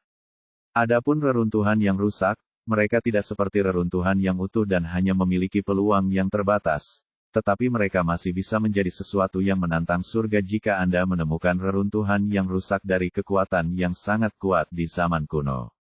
Terakhir, reruntuhan pecahan, itu adalah reruntuhan yang paling rendah, peluangnya seperti tidak ada. Atau bisa juga reruntuhan yang sudah dijarah, utuh, atau rusak. Namun, reruntuhan ini ada di seluruh 8 provinsi dan telah dicari berkali-kali. S tidak dapat menahan rasa takjubnya dengan informasi baru ini karena bahkan perpustakaan Dewan Kerajaan tidak mempunyai informasi tentang reruntuhan ini. Sepertinya hanya reruntuhan pecahan saja yang dibuka ke publik dan yang lainnya dijarah oleh suku-suku besar sebelum berubah menjadi reruntuhan pecahan, jadi tidak perlu juga untuk menyebarkan informasi semacam itu sama sekali. S merenung. Peter dan Thomas hanya bereaksi sedikit karena mereka memiliki pengetahuan seperti itu karena latar belakang mereka. Feng bertanya dengan ekspresi terkejut, kalau begitu, reruntuhan bawah tanah ini adalah reruntuhan yang rusak. Whitefire menyukai ekspresi Feng dan berkata sambil tersenyum, kami menemukannya 2 tahun lalu, dan itu adalah reruntuhan yang rusak. Setelah kami berhasil menembus batasannya. Itu adalah reruntuhan suku raja dari zaman kuno, dan ada banyak jebakan dan peluang juga. Itulah sebabnya Yang Mulia memutuskan untuk membiarkan bakat terkuat di wilayah kita menjelajahinya dan menemukan peluang yang menguntungkan bagi diri mereka sendiri. Sekarang Anda mengerti bantuan macam apa yang Anda dapatkan dari Yang Mulia. Feng menunjukkan ekspresi malu dan segera meminta maaf kepada Whitefire, saya memang kurang ajar sebelumnya, mohon maaf yang sebesar-besarnya, senior. Whitefire akhirnya menunjukkan senyum puas, jangan khawatir tentang hal itu, jangan bersikap tidak hormat kepada Raja Iblis, atau tidak semua orang bermurah hati seperti Yang Mulia. Saya mengerti. Feng membungkuk dalam-dalam. Tapi bagaimana kalau orang lain malah ingin menyinggung perasaannya sendiri? S mencibir dalam hati. Thomas tersenyum, melihat mereka berdua akur, dan berkata saat itu juga, karena ini sudah selesai, bisakah kita bahas masalah rekan setim? Ini kesempatan, dan terserah kita siapa yang akan memberikannya, jadi sebaiknya kalian putuskan dengan hati-hati. Feng berkata, Sudah kubilang aku tidak kenal siapapun kecuali kalian berdua. Kalian boleh memilih rekan satu tim, tetapi mereka harus bisa diandalkan. Tatapan matanya tiba-tiba berubah dingin saat ini. Atau aku akan membunuh mereka saat mereka menunjukkan sedikit saja niat jahat. Aku punya wewenang sebagai pemimpin tim, kan, senior. Petrus mengerutkan kening namun tidak membalas pernyataan terakhir ini. Thomas pun tidak menentang dan hanya tersenyum geli.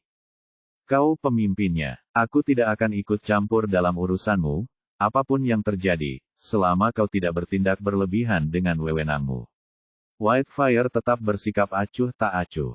Setelah itu, Peter dan Thomas membahas masalah rekan satu timnya sementara Feng menyelidiki informasi tentang reruntuhan dari api putih. Tahu ini kesempatannya untuk belajar tentang reruntuhan ini, kalau dia menemukannya di masa mendatang, jadi dia tidak akan tetap bodoh saat itu. Namun pada akhirnya, merasa reruntuhan tersebut agak kurang karena peluang untuk mendapatkan apapun dari sana hampir nol dan hanya reruntuhan yang utuh yang menarik minatnya. Namun, ia juga mengetahui dalam sejarah 8 provinsi hanya 3 reruntuhan utuh yang ditemukan dan hampir menyebabkan perang antara Raja-Raja Iblis. Namun yang aneh adalah zona kerajaan atau Dewan Iblis Kerajaan tidak pernah ikut campur dalam perebutan reruntuhan utuh ini. Pada akhirnya, informasi Whitefire juga terbatas, dan dia menyarankan Feng mengunjungi perpustakaan kerajaan setelah melihatnya begitu tertarik pada sejarah. Juga gembira setelah mengetahui bahwa dia bisa mendapatkan akses ke perpustakaan kerajaan dengan poin hadiahnya, dan dia memutuskan untuk mengunjunginya segera setelah dia mendapat kesempatan. Diskusi mereka berlangsung selama 2 jam sebelum ketiganya pergi, setelah memberi Whitefire nama-nama iblis yang mereka masukkan ke dalam tim mereka. Saudara Peter, di mana saya bisa menghabiskan poin hadiah saya? Feng tiba-tiba bertanya kepada Peter. Hubungan mereka membaik sedikit setelah berbicara satu sama lain, jadi mereka memanggil satu sama lain saudara, tetapi dia masih lebih dekat dengan Thomas. Saudara Feng, karena daftar hadiahmu adalah yang paling berharga, kamu hanya bisa mengklaim hadiahmu dari Balai Harta Istana. Ayo kita pergi bersama. Itu menghalangi jalan kita, jawab Peter. Ayo pergi. Aku juga ingin melihat apa yang bisa kubeli.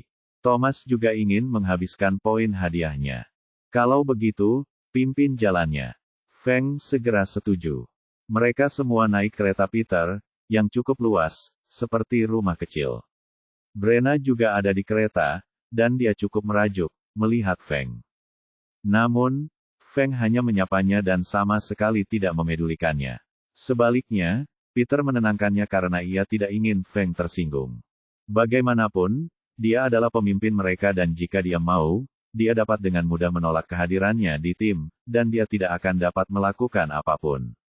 Meskipun dia tahu Feng tidak akan melakukannya, tetapi tetap saja tidak baik bagi hubungan mereka jika dia menyinggungnya.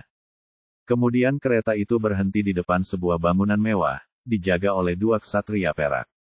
Mereka segera membiarkan mereka lewat ketika mereka melihat Petrus ada bersama mereka. Tidak dapat menahan diri untuk tidak mengamati seluruh bangunan dengan mata pencurinya karena ia mengira di sanalah letak harta karun istana. Namun, ia segera kecewa ketika menemukan tidak ada yang disembunyikan dalam peta takdir yang masih hidup. Ia hanya bisa menduga bahwa itu adalah bangunan biasa untuk menyalurkan gaji para pelayan dan ksatria, bukan perbendaharaan kerajaan yang sebenarnya. Seorang iblis pedang perak setengah baya tengah duduk di belakang meja di dalam gedung, dan saat ia melihat Peter, ia terkejut dan bergegas menyambutnya. Yang mulia, Anda benar-benar mengejutkan saya kali ini. Serunya sambil tersenyum hangat. Peter mengangguk sambil tersenyum dan berkata, Paman Grayson, aku di sini untuk menemani teman-temanku. Mereka ingin menggunakan poin hadiah mereka. Grayson akhirnya menyadari Thomas dan Feng dan bertanya, mereka. Dia juga berasal dari klan raja, dan dia tahu Peter tidak punya banyak teman, dan mereka tidak mungkin orang biasa jika mereka datang ke sini untuk daftar hadiah dan ditemani oleh Peter. Peter memperkenalkan, ini adalah peserta juara kedua, Tuan Thomas, dan ini adalah peserta juara pertama, Tuan Feng.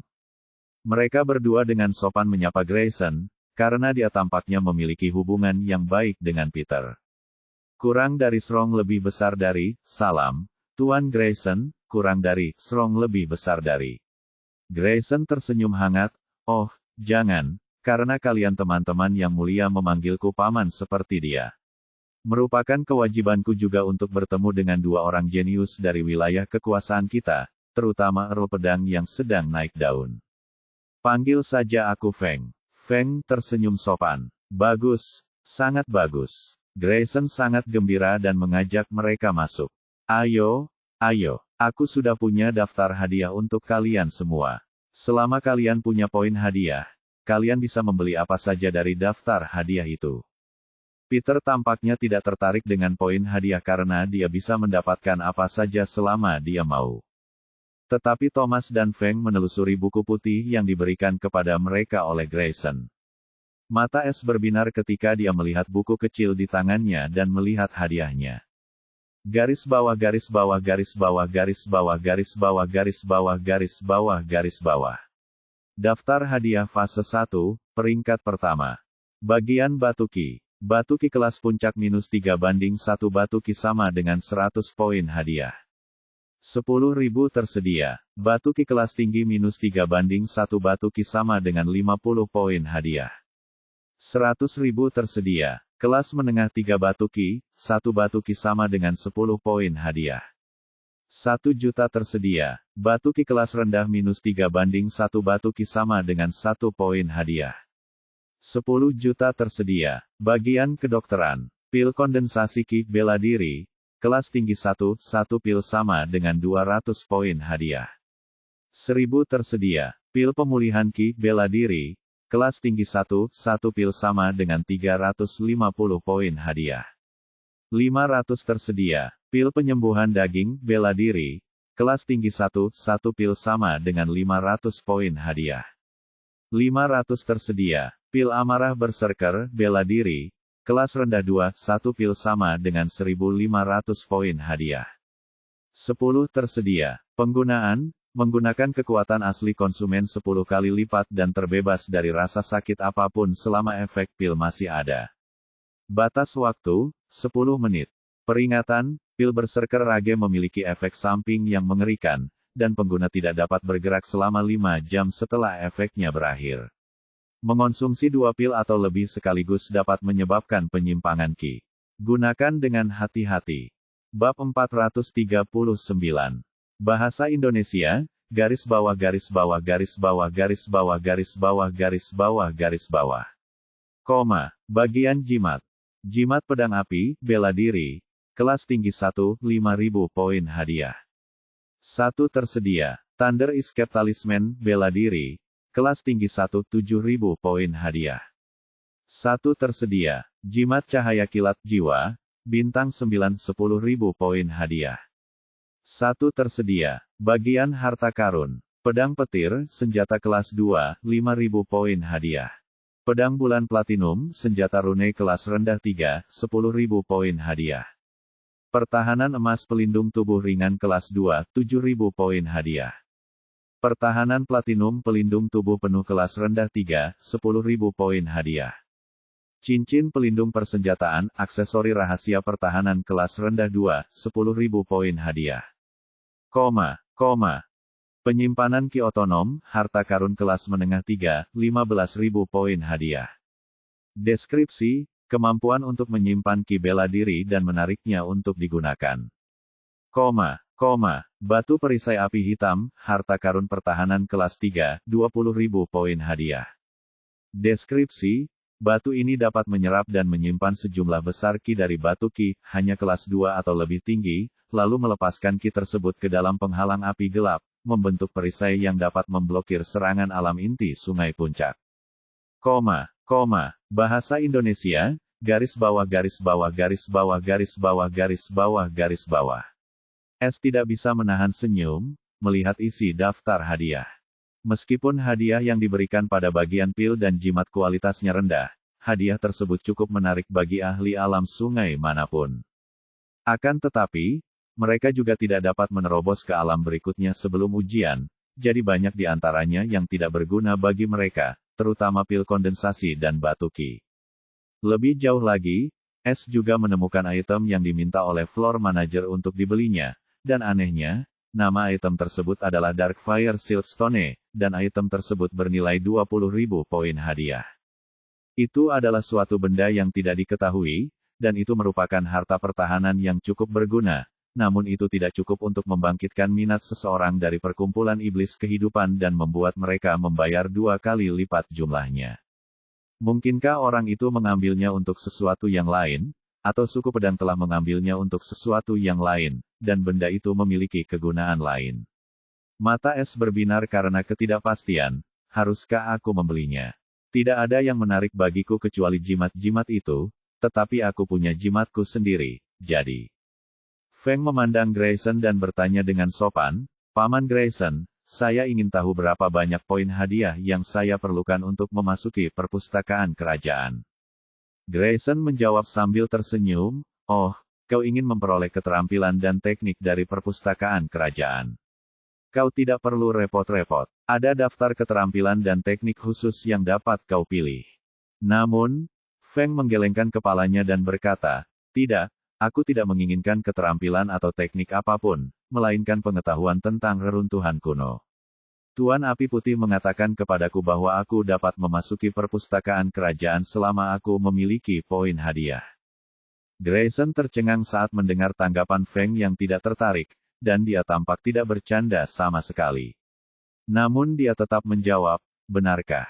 Kalau begitu, jika kamu ingin mempelajari pengetahuan umum yang tidak terkait dengan keterampilan atau teknik, 500 hingga 1000 poin hadiah sudah cukup. Namun, pustakawan kerajaan memiliki keputusan terakhir dalam hal ini. Terima kasih, aku mengerti. Feng mengangguk sambil tersenyum, lalu dia menunjuk benda yang ada di buku hadiah dan berkata, aku ingin batu perisai api hitam ini. Grayson, begitu pula Peter dan Thomas, memandang batu putih dengan titik-titik hitam dan harganya. Peter tidak dapat menahan diri untuk tidak mengerutkan kening, Paman Grayson, mengapa aku belum pernah mendengar tentang batu ini sebelumnya? Batu ini memiliki fungsi yang sangat berguna. Grayson berkata, batu ini ditemukan di perbendaharaan saat kami menyusun daftar hadiah dan, setelah memeriksanya, kami menemukan fungsi ini. Yang Mulia memutuskan untuk menaruhnya di daftar peringkat pertama karena kemampuan bertahannya yang kuat, dan juga cukup kokoh. Grayson kemudian menatap Feng dan menasihati, aku tidak pernah menyangka sahabat muda Feng akan ingin mengklaimnya terlebih dahulu, dari semua barang itu. Meskipun itu adalah harta karun unik yang tidak diketahui asalnya, itu tidak sepenting barang-barang lainnya. Jika kau menginginkan harta karun pertahanan, kau harus membeli cincin pelindung persenjataan atau baju zirah. Itu dipilih khusus untukmu. Kau yakin ingin menghabiskan 20.000 poin hadiah untuk ini? Asal-usulnya tidak diketahui ya. S pun makin tertarik dengan benda itu.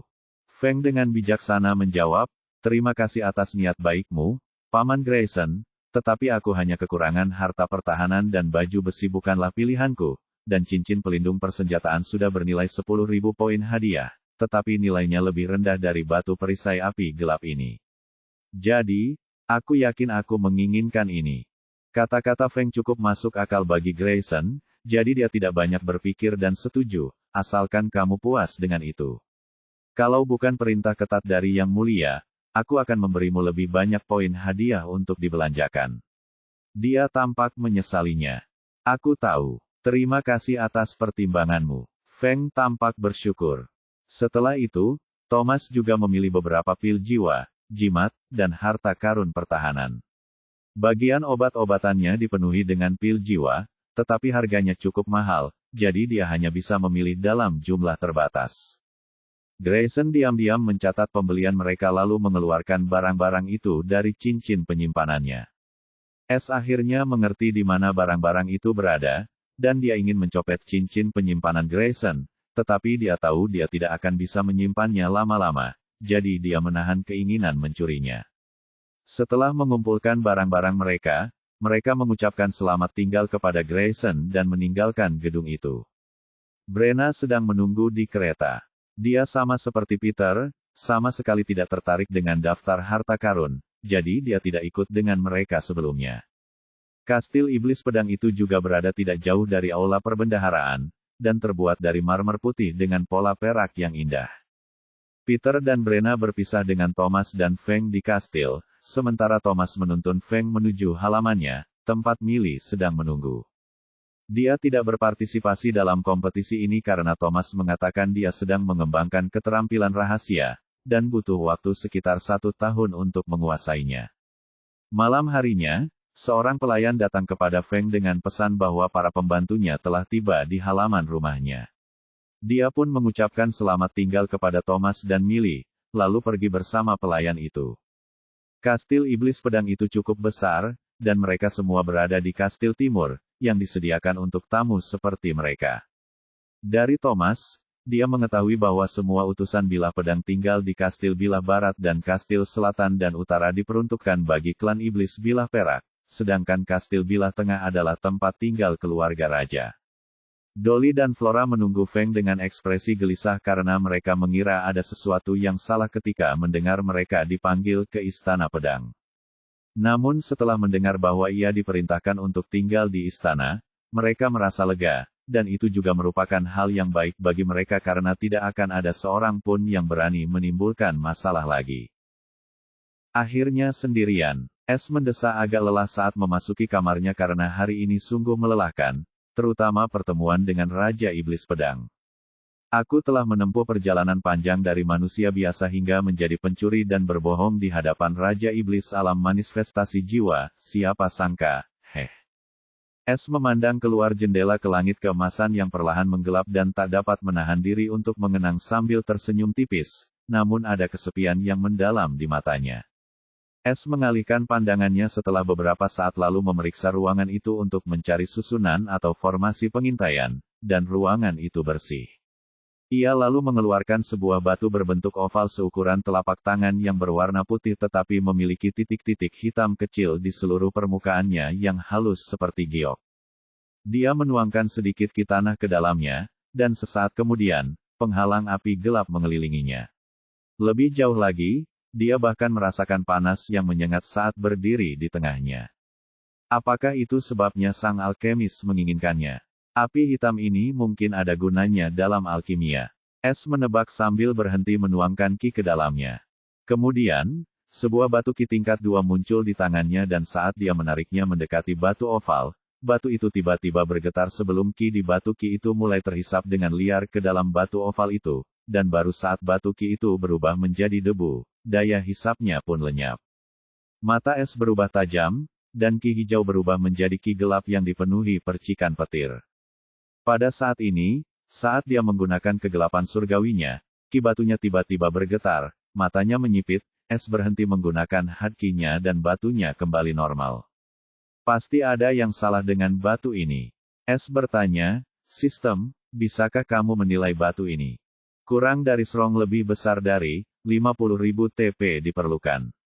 Apakah Anda ingin melanjutkan? Kurang dari serong lebih besar dari. Es mengernyitkan alisnya saat mendengar harga ini. Jadi ada sesuatu yang luar biasa tentang batu ini, iya.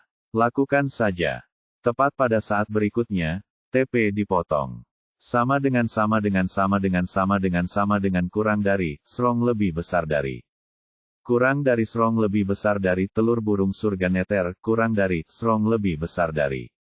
Kurang dari serong lebih besar dari deskripsi, dari keluarga, lahir di, mengendalikan hukum Nether Fire, setelah mencapai usia dewasa, kurang dari, serong lebih besar dari. Kurang dari serong lebih besar dari peringkat, di atas kelas 9 kurang dari, serong lebih besar dari. Kurang dari serong lebih besar dari garis keturunan, di atas kelas 9 kurang dari, serong lebih besar dari. Kurang dari serong lebih besar dari status, semu mati kurang dari, serong lebih besar dari. Kurang dari serong lebih besar dari kondisi inkubasi, 1. Burung surga bawah hanya dapat menetas setelah diberi makan dengan magma roh neter kurang dari, serong lebih besar dari. Kurang dari serong lebih besar dari kondisi inkubasi, 2. Ki kegelapan surgawi host juga dapat menggantikan magma roh neter kurang dari, serong lebih besar dari. Kurang dari kuat lebih besar dari, kurang dari kuat lebih besar dari. Kurang dari serong lebih besar dari poin pencuri, 3.635.400 kurang dari, strong lebih besar dari. Bab 440. Mata S menyipit saat melihat deskripsi itu. Apa maksud ini? Apapun yang bukan dari langit fana, tuan rumah tidak dapat melihat detailnya. Jantung S berdebar kencang mendengar ini dan menatap telur statis itu dengan tak percaya. Telur binatang buas yang bukan dari surga pertama. Bagaimana bisa ada di sini, dan bagaimana suku iblis pedang mendapatkannya?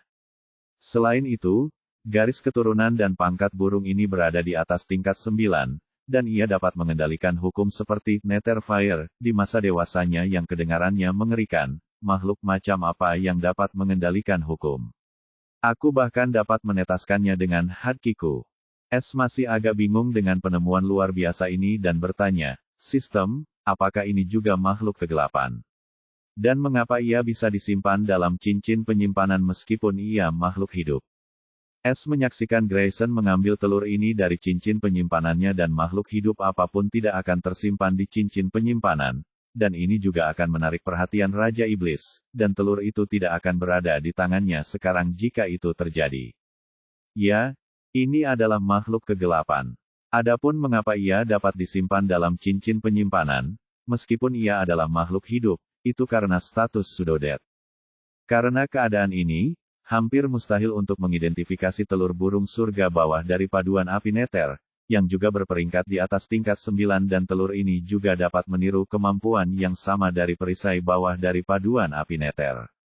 Tidak hanya itu, keadaan ini juga dapat membuatnya mengelabui tatanan alam, dan dapat disimpan dalam cincin penyimpanan biasa.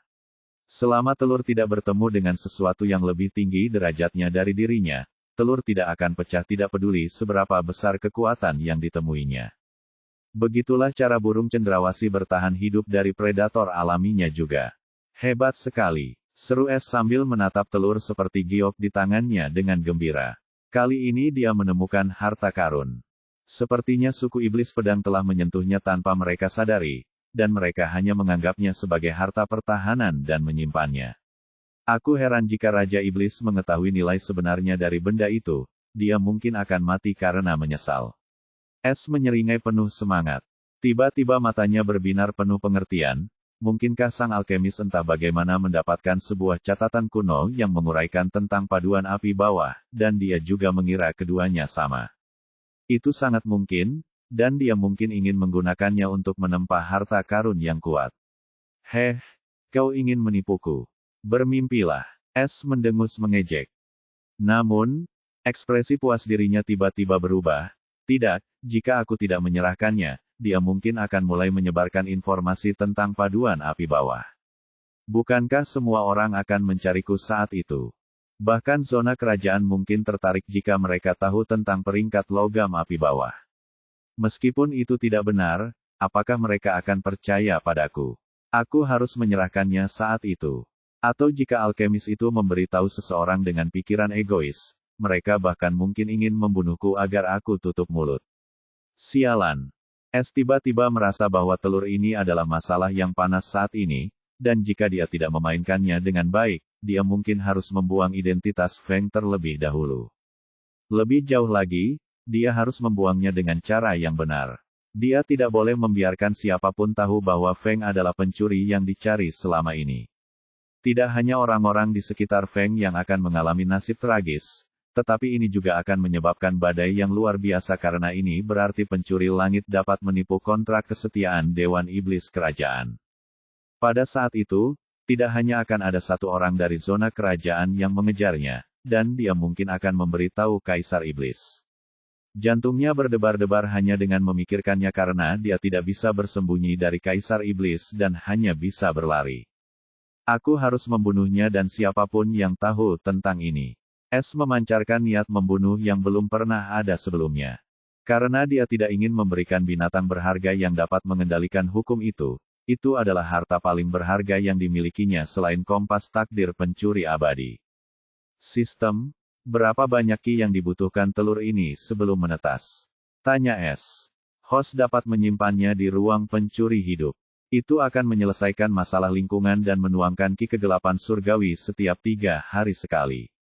Diperlukan 1000 hari seperti ini untuk menetaskannya. Begitu saja, iya, Es tak kuasa menahan senyum lebar. Ia tak pernah menyangka akan mendapatkan hewan peliharaan dengan latar belakang seperti itu. Akan tetapi, jika ia tahu Magmaroh bahwa adalah salah satu harta karun paling langka bahkan di surga yang tinggi hingga dapat menimbulkan peperangan besar, tak seorang pun tahu apa yang dipikirkannya. Hanya saja ruang pencurinya dan ki kegelapan surgawinya maha kuasa untuk memelihara makhluk kegelapan tanpa bantuan eksternal apapun. Jadi, di tangan siapapun, telur ini hanyalah sebuah batu yang indah, tidak ada yang lain, dan mereka pun tidak dapat merusaknya, bahkan jika mereka ingin meleburnya menjadi sebuah harta karun. Es segera melakukan apa yang disarankan sistem dan menuangkan ki kegelapan surgawinya ke dalam telur. Pertama, telur itu bergetar beberapa saat sebelum Es merasakan kekuatan hisap yang mulai melahap ki-nya seperti lubang tanpa dasar. Namun, hal ini justru membuat Es semakin gembira, dan ia menuangkan haki dengan kapasitas penuh yang bisa ia kumpulkan. Namun, ia segera terkejut ketika mengetahui bahwa tidak peduli seberapa banyak ia menuangkan, telur kecil ini tampaknya tidak akan pernah penuh. Setelah 4 jam, Es menghentikan ki-nya, yang hampir terhisap kering oleh telur kecil ini, tetapi dia tampak gembira, lalu kelelahan. Setelah itu, dia menaruh telur itu dekat kepompong Eva dan memulihkan ki-nya yang terkuras. Bagaimana aku harus menghadapi manajer lantai dan wanita itu? Oh, dengan dia di sini, mengapa aku malah merasa gelisah? Mata Es tiba-tiba berbinar, dan dia membuka panel rumah pencuri. Tanda pisah. Di dalam ladang yang indah yang dipenuhi dengan berbagai macam tanaman obat, udaranya dipenuhi dengan ki berkualitas tinggi dan aroma tanaman obat. Hanya dengan bernapas di sini, seseorang dapat merasakan kultivasinya berkembang. Pada saat ini, seorang iblis wanita yang sangat cantik tengah merawat tanaman herbal dengan hati-hati ketika tubuhnya sedikit bergetar. Apa yang terjadi, gadis kecil? Sebuah suara tua yang baik hati terdengar saat ini. Sang iblis wanita berbalik dan menatap iblis tua yang menyerupai fosil itu tengah duduk bersila di atas panggung di tengah ladang tanaman herbal tersebut sambil tersenyum lembut padanya. Dia berkata dengan penuh perhatian, "Tuan, saya ingin keluar untuk melihat-lihat wilayah pedang, bolehkah?" Orang tua itu tampak terkejut dengan permintaan yang tiba-tiba ini. "Oh, ketika bocah itu mengajakmu jalan-jalan, kau tampak sama sekali tidak tertarik dan selalu fokus pada alkimia. Apa yang membuat muridku yang keras kepala itu ingin pergi keluar?" Iblis wanita itu cemberut. "Orang itu sangat menyebalkan. Aku tidak ingin pergi bersamanya, dan Tuan, aku tidak keras kepala." "Hahaha, pergilah bersenang-senang. Kita para alkemis seharusnya tidak terobsesi dengan alkimia dan menikmatinya sesekali. Itu bagus untuk mentalitas kita. Lagi pula, kamu sudah sangat berkembang. Aku khawatir kamu mungkin akan menakuti orang-orang tua itu di pertemuan alkimia mendatang dalam setahun," kata iblis tua itu dengan ekspresi puas. "Semua berkat ajaran guru." Iblis wanita itu tersenyum penuh rasa terima kasih kepada lelaki tua ini. "Haha, jangan menyanjungku. Aku tidak akan bersikap lunak padamu." Lelaki tua itu menyeringai, tetapi dia senang. "Pergilah, jika kau butuh uang, tanyakan pada Samuel atau jika ada yang menindasmu, katakan saja padaku aku akan mencari keadilan untukmu." "Terima kasih, Tuan." Iblis wanita itu segera membungkuk hormat dan meninggalkan ladang tanaman obat itu. Orang tua itu mengantarnya pergi dengan mata gembira sebelum dia mengeluarkan kubus hijau, dan kubus itu memerah. Suara dingin terdengar dari kubus itu. "Perintah Anda, Tuan. Lana sudah pergi, lindungi dia dari bayangan. Jangan ambil tindakan jika dia tidak dalam bahaya," ucap lelaki tua itu tanpa ekspresi. "Sesuai permintaanmu, Tuan." Dengan itu, kubus itu kembali tidak aktif. Bajingan-bajingan itu ingin mendekati murid kesayanganku. Tidak ada yang layak." Pria tua itu mendengus dengan nada meremehkan. Iblis wanita itu berjalan santai menuju pintu keluar sambil berpikir keras dan melihat ke udara. Garis bawah garis bawah garis bawah garis bawah garis bawah. Misi pemimpin rumah pencuri. Misi opsional, singkirkan bahaya. Pilihan, 1. Bunuh manajer lantai pertama pagoda harta karun iblis kehidupan dan murid perempuannya dan curi cincin penyimpanan mereka. Anak-anak terlalu mahal. Bagaimana Thailand menjadi salah satu negara dengan tingkat penuaan tercepat di dunia wawasan CNA? Opsi 2. Jika Anda tidak dapat membatalkan misi. Tanda hubung. Hadiah opsi 1, 10.000 poin rumah. Waktu, 3 hari. Hukuman, tidak ada. Tanda hubung. Opsi 2 hadiah, tidak ada. Waktu, 10 menit. Hukuman, tidak ada. Tanda pisah. Catatan, silakan pilih opsi dalam 5 menit, atau misi akan otomatis dibatalkan. Mata iblis wanita itu berbinar-binar dengan penuh keraguan. Bagaimana mereka berdua bisa memprovokasi pemimpin, atau apakah mereka menemukan sesuatu yang seharusnya tidak mereka ketahui? Baiklah, karena kalian menyinggungnya, kalian berdua bisa melupakan tentang hidup. Bibir merahnya melengkung membentuk senyum menawan, lebih menyerupai senyum seorang pembunuh yang kejam.